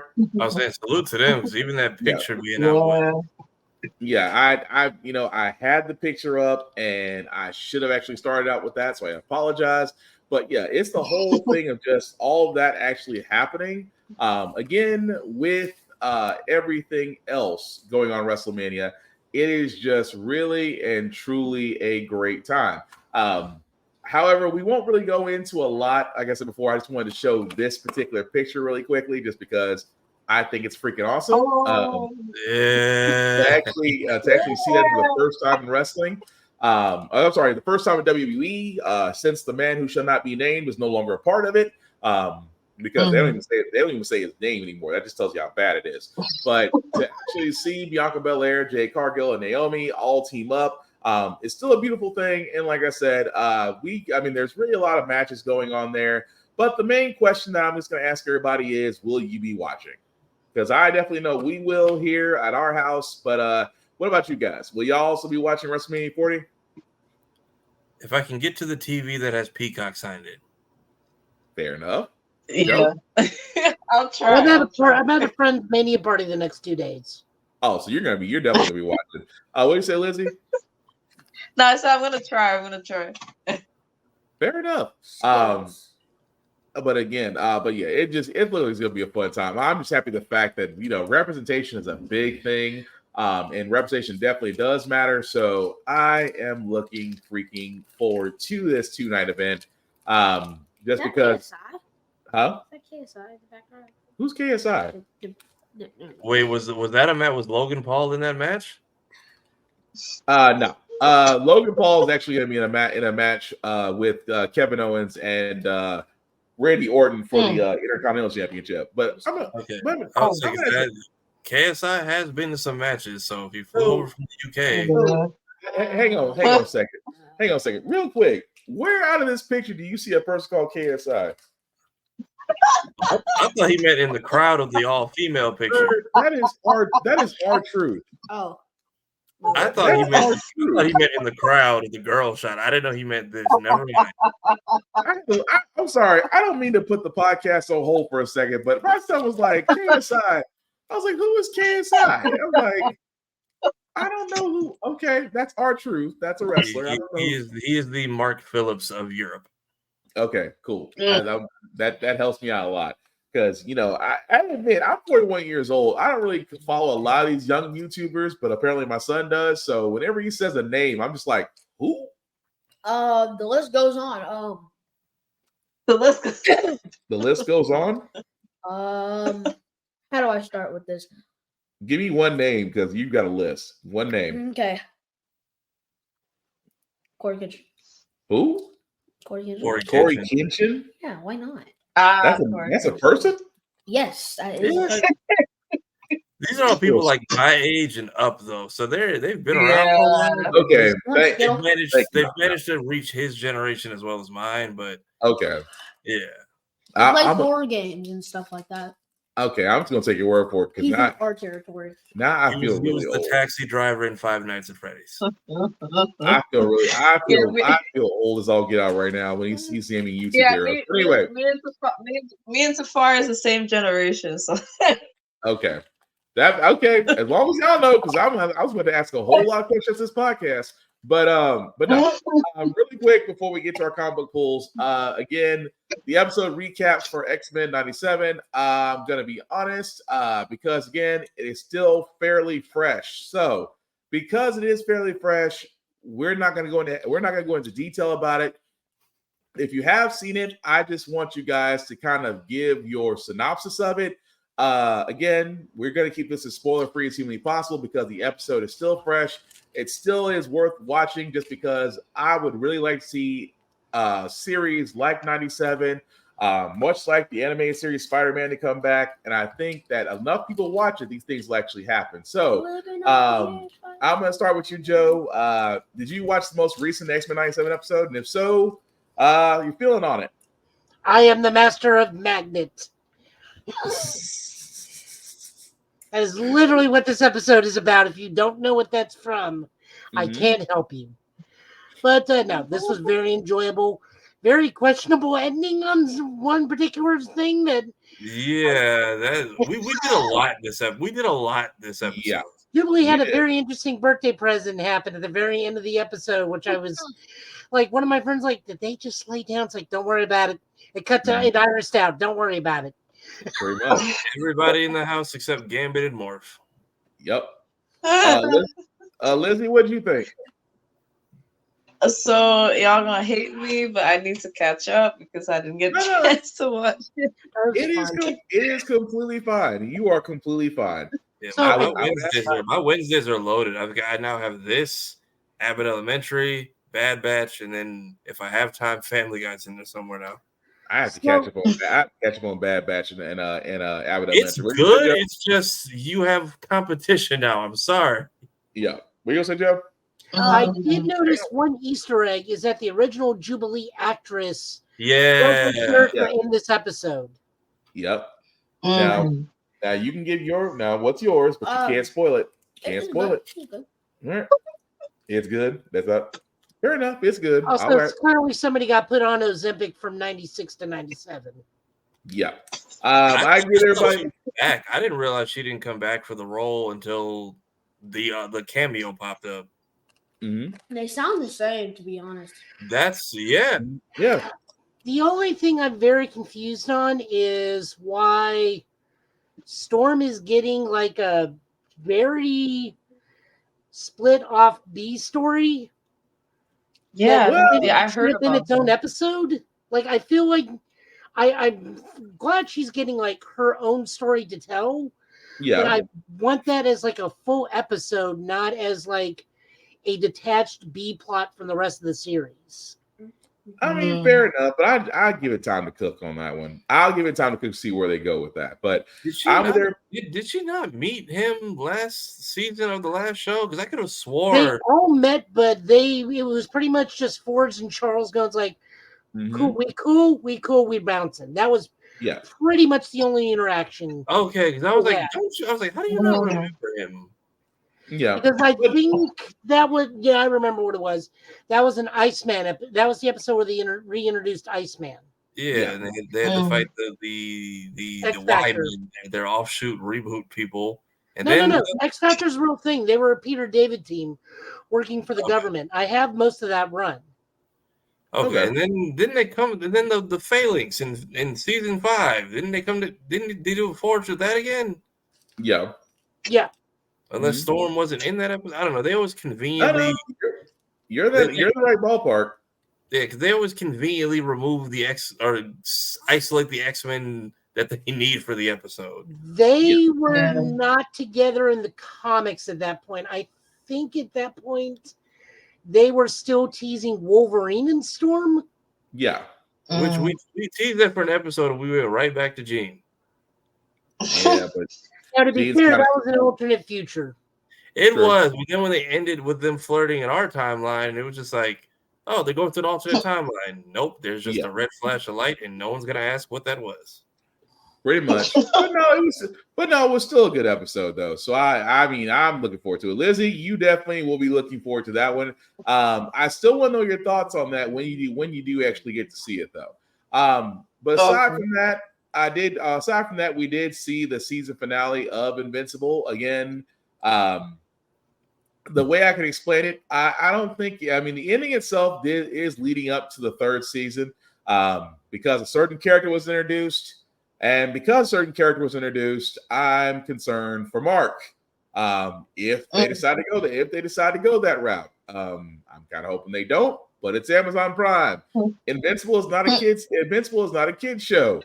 They just might go that route. But again, it was a solid season finale. I love what they did with it. The fact that they really showed a side of Mark that I think is gonna be very different come next season. But I loved it. Tafari, did you get a chance to watch it? I finally saw it last night. I like how they dodged all the legal smoke with the cameos. That was great. Oh yeah, that part. Again, if you want to know what the cameos, the reason why I'm not saying them is because they are definitely worth watching. Lizzie, do you keep up with Invincible? Were you able to watch it? Yeah, I was able to watch it. Like you said, I don't think people are prepared what's to come next season. That's all I can say. Yeah, it's gonna be. Whoo! Yeah, I like it. Well, let's just say when you're old enough to watch, I'll tell you. Okay. Right now. Just brace yourself. I feel like the characters are usually smarter than. I feel like there's so many times in the plot where like the characters are smarter than they lead off. Because even when his mom was reading him, and I was like, why do we not make this a longer conversation? Yeah, you are mad at him from every other reality. Why are you torturing the one good one? Why don't you go back and fix the other 1,000 planets you came from? Why are you here? Also, if you were so much stronger, why did this lady, this white woman's vase cut you like that? And that should have told Mark, who's fought enough to realize you can't be that strong. My mom cut you while I was away. Also, shout out to Sterling K. Brown. Wonderful job. Yeah, wonderful job he did with his character. I'm gonna leave it at that. I didn't realize that's the thing about Invincible. I've learned like I like the villains, but dude, they get out of here like that. Yeah, they don't really have a staying line. Well, except for one, but we haven't gotten to them yet. There is one that is going to be something else, but we haven't got to him yet. But again, no spoilers as we did, guys, because with both of those, you highly should watch them. And again, we want to encourage you guys that once you do watch them, definitely come back and let us know what you think about that. But we're going to go ahead and get to our comic pulls. So comic pulls of the week. So before we do get to them, we do always want to sit there and shout out to our people that show us love. I'm talking about Rick's Comic City. Rick's Comic City, if you are in the Middle Tennessee area, definitely check them out. They have 2 locations, Nashville, Tennessee, and Clarksville, Tennessee.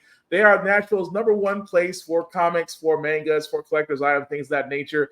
Definitely check them out. And definitely let them know that us here at Get Bit Podcast sent you. It doesn't get you any discounts, but lets them know because once you do walk into their stores, you basically see our handsome mugs on their television. So they show us love.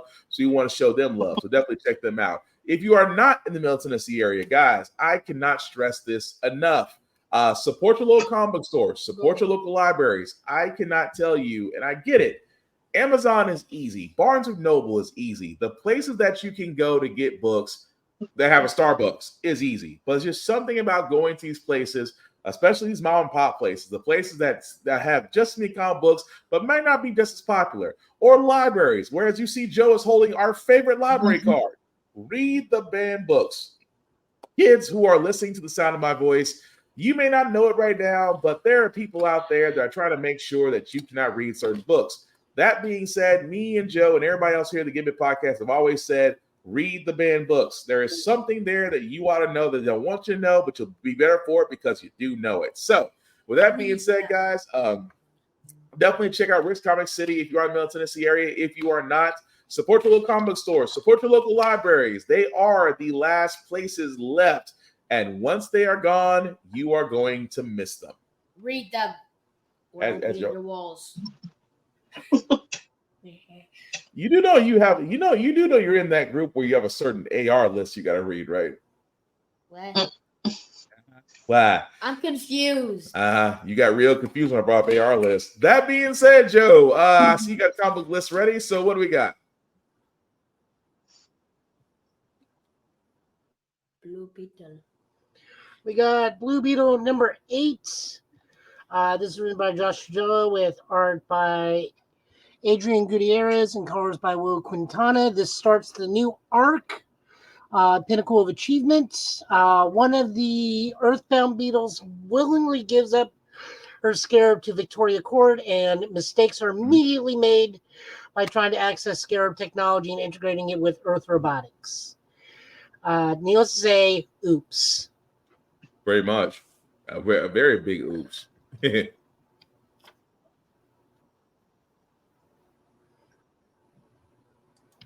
I don't think we're that delayed this time. No, we're good. We're good. We're gonna roll we got with Ranger. Okay, we got Ranger Academy this time around. Mm-hmm. We're looking back into this one specifically because there is a giant update with one. What was that? Nope, you're good. Go for it.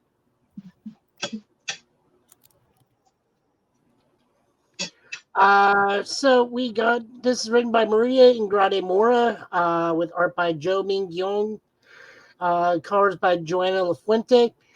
This is just basically Paranoids at the Ranger Academy. The reason why we're looking at this is because we have a longtime villain, and I guess she had to go.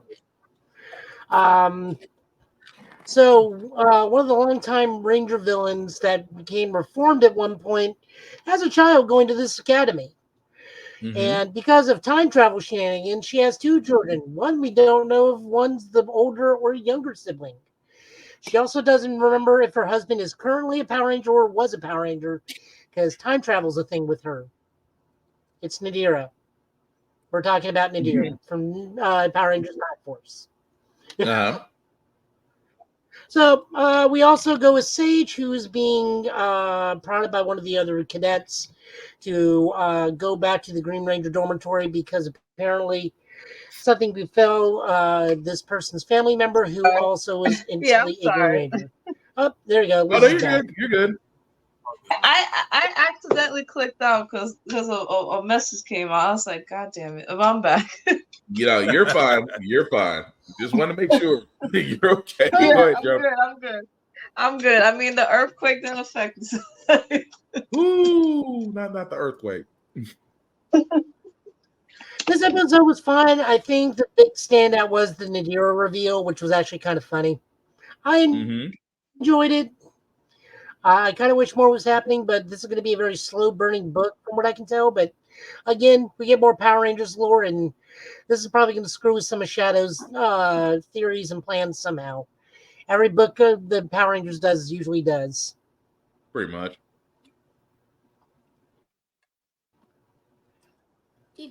Moving over into Marvel, we got Avengers number 12, written by Jed McKay. Please take note of that name. We'll be saying it at least 4 more times tonight.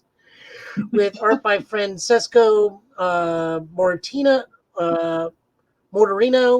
and color by Federico Blee. So this issue actually does address why have the Avengers not been helping out the X-Men this entire time. The Orchis has not been pretty much stamping out mankind. It's pretty much Iron Man's like, hey guys, I got this. Right. It's like, what about this? I got that too. What about this? I got it. And then Tony's like, okay, now I need you guys to step in. It was good. It was interesting though, the fact of how that all unfurled in one shot. But yeah, it was a good issue. I liked it. I liked it. Moving on over, Doctor Strange number 14, also written by Jed McKay, written by Pascal Ferry, and colors by Heather Moore. This continues the D&D miniseries that Doctor Strange is currently caught in, along with Black Cat, Hunter's Moon, and Taskmaster. Things go badly because Baron Mordo got a hold of the book, and then Doctor Strange realized, oh wait, we're in D&D. All I gotta do is be a DM, and I can basically become god of this world. Also, fun and shenanigans. But still, a D&D campaign with Taskmaster. Go ahead. No, I was just saying a D&D campaign with Taskmaster is still funny to me. But go ahead.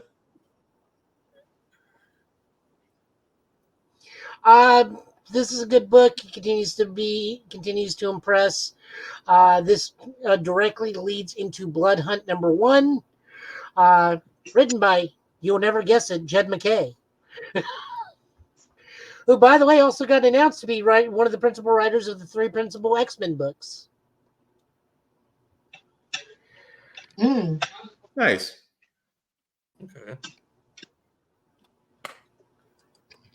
I think he's writing flat out X-Men. I think, yes.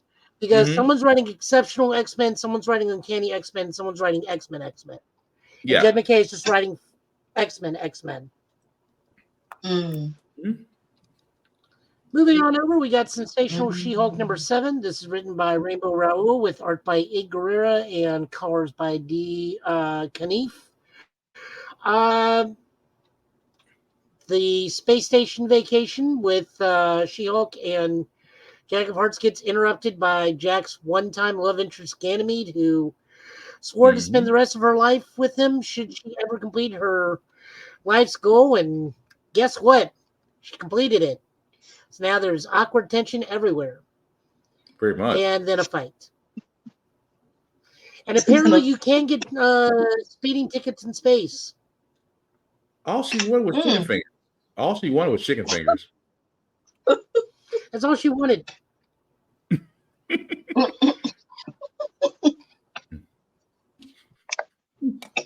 The book continues to just be a fun, easy read. It's a good palate cleansing book after you read so much other books. I love the art in this. This is like one of my favorite artists for She-Hulk ever outside of John Byrne. Nice.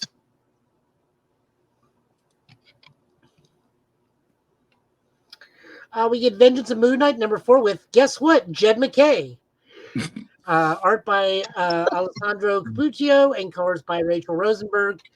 Look, Jed MacKay is the golden boy of Marvel right now. This man is like juggling 5 different books at this point, I think.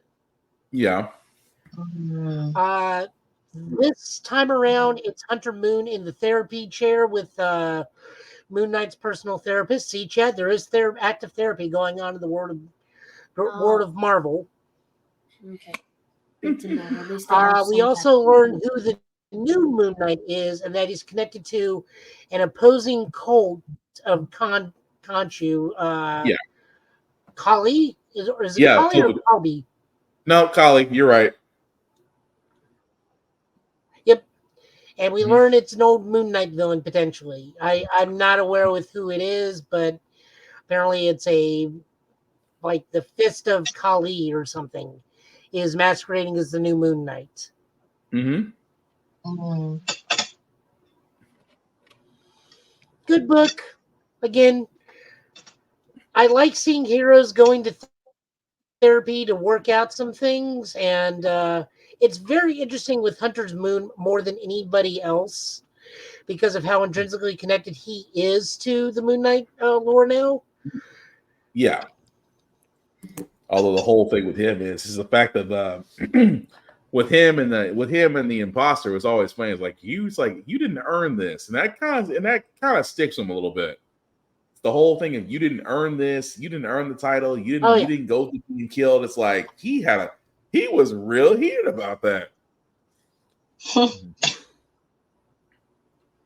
Almost Vegeta level. And then rounding it out, we get X-Men #33. This is written by Jerry Duggan, with art by Joshua Cassara and colors by Romeo Feraldo Jr.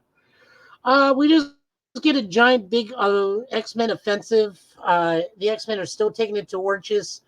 Wolverine, we get a scene of Wolverine doing what he does best to all those poor men and women of combing the sewers. We get to see Ms. Marvel ask Dr. Doom, can we please borrow your X-Men? We need help. That was still funny. To which Doom even calls them the X-Men of Doom. It was even though Ms. Marvel gives them a different name. It's like, we need the New Mutants, and then it's just like no one wants them to be called that, please. It was just funny that Miss Marvel used logic on Doom, and Doom acknowledged it.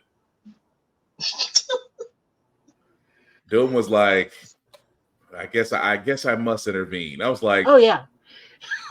It's like the fact that Miss Marvel has figured out how to basically get Doom to do what she wants. That's an accomplishment in itself. From a guy. Well, I think it's also to a degree that Doom respects her. Yeah, that's true. Although at the same time, he said that they're still using Reed tech. How he's below me. I was like, that man's hatred for Richards will never die. I also like the high five she does with Volgag. Mm-hmm. She with Volgag and immediately burns herself. It's like the man's fists are perpetual magna. Why would you think anything high-fiving that man was ever a good idea? That was still funny. It's like high five and hand on fire. It's like just yeah. But no, it was a good issue. I did dig it. And Wolverine is also low-key hitting on the lightning lady. I thought that was hilarious. Like, you got to keep trying to recruit me, Logan. It's not going to work. It's like all X-Men members have said that. Mm-hmm. Oh no. That man was determined. Yeah. Oh man. But no. Fantastic issue. I'm going to miss it because I think the next issue is the finale before the reboot happens. What's your question, Chad? Is this connected to Fall of the House of X? Yes. Okay. This is the finale of it. Like, Oh. next month is the final issue, Chad, and then all of X-Men reboots again. Pretty much. Mm. So this is their overall crossover that's wrapping up. Oh. I was watching a 7-hour recap of what happened. How do you what? Did you say you were watching a 7-hour That sounds recap? about right for Link. Where do you find 7 hours to? You know what? Never mind. What else we got, Joe? On YouTube, on the YouTube. No, So about there's a right. 7-hour recap of One Piece. So I mean, I'm trying to figure out where do you find the time to watch 7 hours or something. I don't. I never have. The fact you said with a straight face is just mystifying and confusing at the same time. But Look, Lord, children have better time management than we do. It's called summer vacation. It's called not having a. You know what? Let me leave that alone. It's called not having a job is what that is. But anyway, thanks, Joe, for that. I appreciate the comment polls of the week. So as we wrap this up, guys, again, I do want to thank everybody that liked, that watched, that let people know we're live. We'll certainly appreciate that. As we're wrapping up, guys, I do always want to allow people to really put themselves out there. Lizzie, because you're new, we're gonna throw you to the fire first. So do you want to let people know where they can find you and what you're about? yay, fire! Sorry. No, but you can find me on Instagram. That's where I am most of the time. I'm Lizzie Collins Love. I'm also on Facebook. You can find me at Anime Ink Art. I'm the owner of Anime Ink Art. I have a brand. This is one of the sweaters right now. I have Shopify store, Redbubble store. I do art. I also highlight other Blurred creators, have a IG live show called Anime Ink Art Live Talks. Actually, you're gonna be on the show soon, so yay! And that's basically what I do. I just be on the internet with positive vibes and content. So that's what I do. Nice. Yes, I will definitely be a guest, coming guest on your show, and I'm definitely looking forward to it. I'm sorry, what? Can I be on it? Depends. I think you're due for a baseball game, aren't you? When? The same day. When's that day? Monday. When's Monday?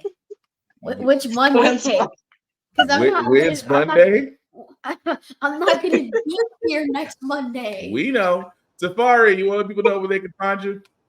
Yes, I'm officially here under this name on all platforms that still exist for now because TikTok and X are hanging on by a thread. But I also post on Mondays because Mondays are terrible, and I try to make them a little less terrible. So you can find me doing all kinds of skits, rants, long and short form content of all kinds. Current video out is about the state of the anime industry and how we have basically let Crunchyroll become the new empire. So you can find me complaining about that. I also do the editing and behind the scenes work for Blurred's Eye View.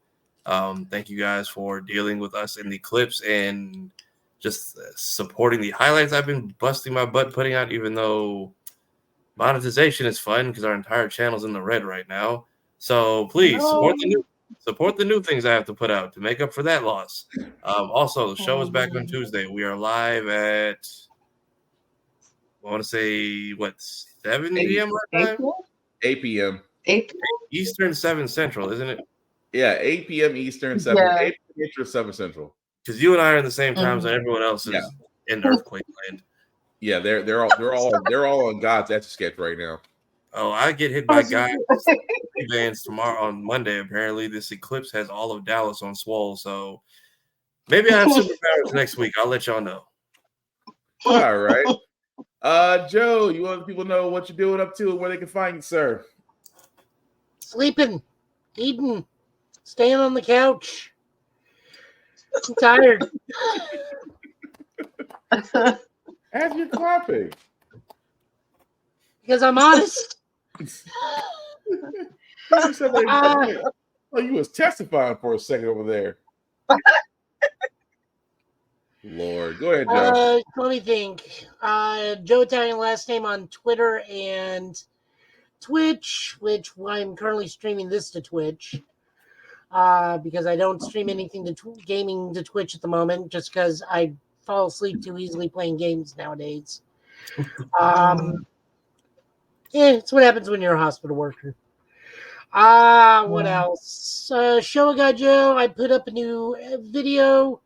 Not doing that great, but it's also very, very old school. I put up episode 5 of Turbo Ranger randomly because it went up on April Fool's, and I was supposed to do Boon Boonger episode 5. Coincidentally, it was both Black Ranger themed issues that both dealt with cops. So I lucked out because I chose that purely at random. Nice. So we get to see Super Sentai from 1989 and all of its hilarious glory, where the monster's whole purpose was let's turn everybody into samurai. Mm-hmm. And then let's go after a little kid that has nothing to do with this story whatsoever. And it's like, right, it's Showa era.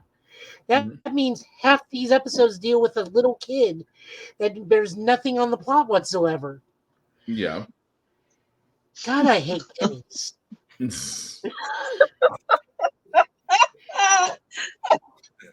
Wow. So, I mean, what? I mean, in current era tokusatsu, we've given up the plot of save this random child for no reason. They're legit going after, all the monsters go after adults in the new series. I mean, you're not wrong, but damn. No, I mean, literally, this episode in Turbo Ranger, this dude, the whole plot starts with the Black Turbo Ranger and the rest of the Turbo Rangers out jogging for training. And the others can keep up with them because they're all high school students. And his actual thing in high school is like, well, I'm a track star. So I just like running and I can run alone. And then he just like runs into this kid. And then he ends up like running with the kid on his back the whole time. And at the end, it's like, I should have run with you guys to begin with. This whole time, it's like, none of this story in the middle was a plot that showed that you needed the team to be with you. Like, they only appear in like the last 5 episodes of the episode. Like, where did you learn the lesson while piggybacking this child? That's fair. But Show a Guy Joe, sir, is where you can usually find his episodes. What about the streaming side? Are we still on the climb in Street Fighter 6, or have we stuck to Final Fantasy? No, now I'm just doing Helldivers and Tekken. I don't like some of the balance patches they did in Tekken. I have to find a whole new like wall combo route because the normal route doesn't let you do the wall grab anymore with Dragunov. Oh, they murked it. They've nerfed it. What else? TikTok, which is also holding on by a thread, as Tafari said, where I got more views by splitting my Turbo Ranger episode into 2 parts. So there's that. I don't agree with anybody or say anything on Twitter anymore. And that keeps my algorithm nice and clean because that means it can't like, let's show you some posts about politics. Like, No, I'll not say anything and disagree with all these. You've learned to stay out the dark place. I do not have a dark place. Like all my stuff just is easygoing. All my algorithms are either tokusatsu themed or like right now democracy Helldiver themed. I can say that, but I stay on Twitter. It's still a dark place to me. But all right. Anything else you got? Anything else you got going on, Joe? I'll be at the Cherry Blossom Festival on Saturday. That's about it. Nice. I got my hands full for that. But thank you, Joe. As for yours truly, you guys can usually find me Blacks_Spartan615 on all the socials. I do reviews on almost everything, including gym stuff, because I like to stay in shape. Let me actually get the link because we forgot to put that back up. So the link at the bottom, I'll make that a little bit bigger for you guys to find. If you copy and paste that link into your browser, we'll take the link to this YouTube, Facebook groups for all the podcasts. How the friend got here, Get Bit, of course, on this podcast. Like, share, subscribe, let people know about it. We cannot do this without you. I stress this heavily enough because as much as we love to talk about this, people come up to us and tell us they love the show. We cannot do this without you. We're not asking for donations, guys. It's simply just liking and following and letting people know that we're live. A like and a share and a follow costs nothing but just a microsecond of your time. But we are grateful for everybody that watched, that liked, and are still hanging with us. We appreciate you tremendously. Aside from that, guys, I do want to talk about Blurred Station. What is Blurred Station? I keep bringing about Blurred Station because, again, we've always wanted something of our own that was similar to Netflix, except it wasn't going to try to take content, it wasn't going to raise prices, and above all else, wasn't going to give you junk. Blurred Station is basically for people of color, for blurs for us to go to, for television shows, for movies, for animations, for comics. It basically has it all at the price of $10.99 a month. So if you would be ever so kind to actually join us there, of course, you hit the Join Now button. Please select the Blurred's Eye View Offending membership, which is actually showing there. You can select any offending member that you would love. It doesn't matter. At the same time, as you see, it's $10.99 a month to where you'll be able to enjoy great content and still get food. That is a plus because if you ever notice these days, Amazon, Hulu, Netflix are all saying run your pockets. But here at Blurred Station, we are keeping it $10.99. After 36 months of paying $10.99, you will get the opportunity to own a piece of Blurred Station, which again is a whole lot easier than going to try to own a piece of Netflix, Amazon, Hulu, Disney Plus. We're paying a boatload of money for just a small share. Where 36 months at $10.99, you'll be able to do just that.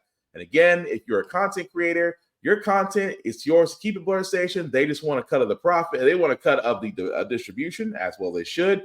So again, if you do want to have your content on blurredstation.com, please, guys, you have to sign up for it first. Once you're signed in, you'll be able to reach out to the owners of Blurred Station and then go from there about having your content shown. Because again, we can only do what we can once we have our own platform. And until we actually have it, like we do now at Blurred Station, you can definitely do it there.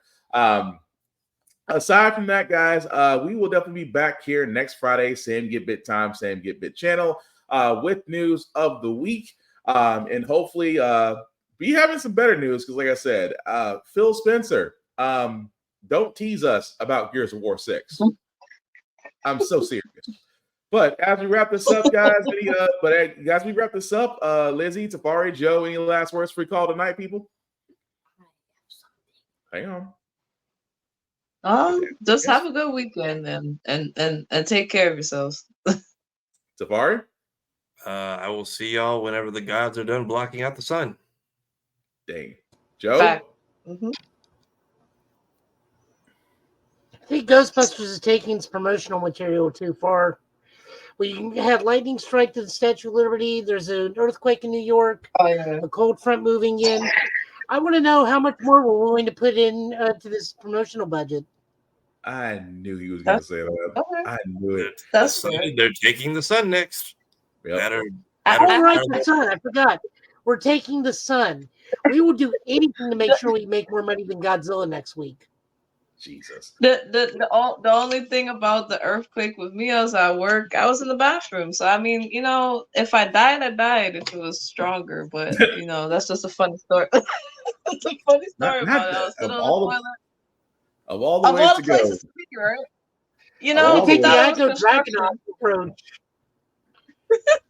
I mean, thank God it was a 4.8, which is crazy to say, but it's just like, I can't move. I'm doing my business. So, at least it shake for 50 seconds. I mean, I die. listen. I die. If I die. Like, what am I supposed to do? I can't run. Like, if the ground shakes beneath me, I'm just clocking out for the day. That was an act of God. And if it comes back, if it spins the block, I'd like to be at home. That's all. Chad, bring us on home. What's your last thing you want to say at night? Join Border Station. I will end up in your walls. Oh. Okay, that's one way to promote. With that being said, guys, that's enough. Thank you. Like that. Let's not shove things down people's throats. That's not that kind of show. Come on now. With that being said, guys, they will come after you. Trust me. We talked about. I mean you, because he keeps trying to show for you.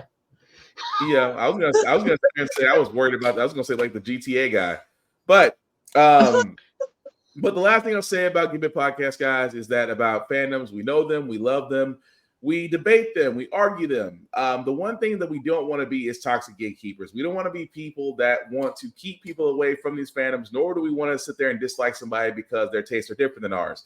The reason why these fandoms are existing is the same reason why we love sports, why we love news, why we love everything around us, because they bring people together. They open up worlds, they open up ideas, they open up imaginations, and most importantly, they're the reason why we can congregate and talk about our fandoms with love.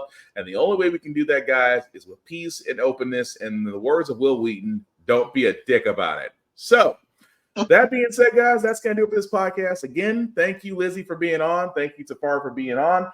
But aside from that, guys, we will see you next Friday. Aside from that, take care of yourselves and each other, and we'll all get through this. Peace. Cheeseburger.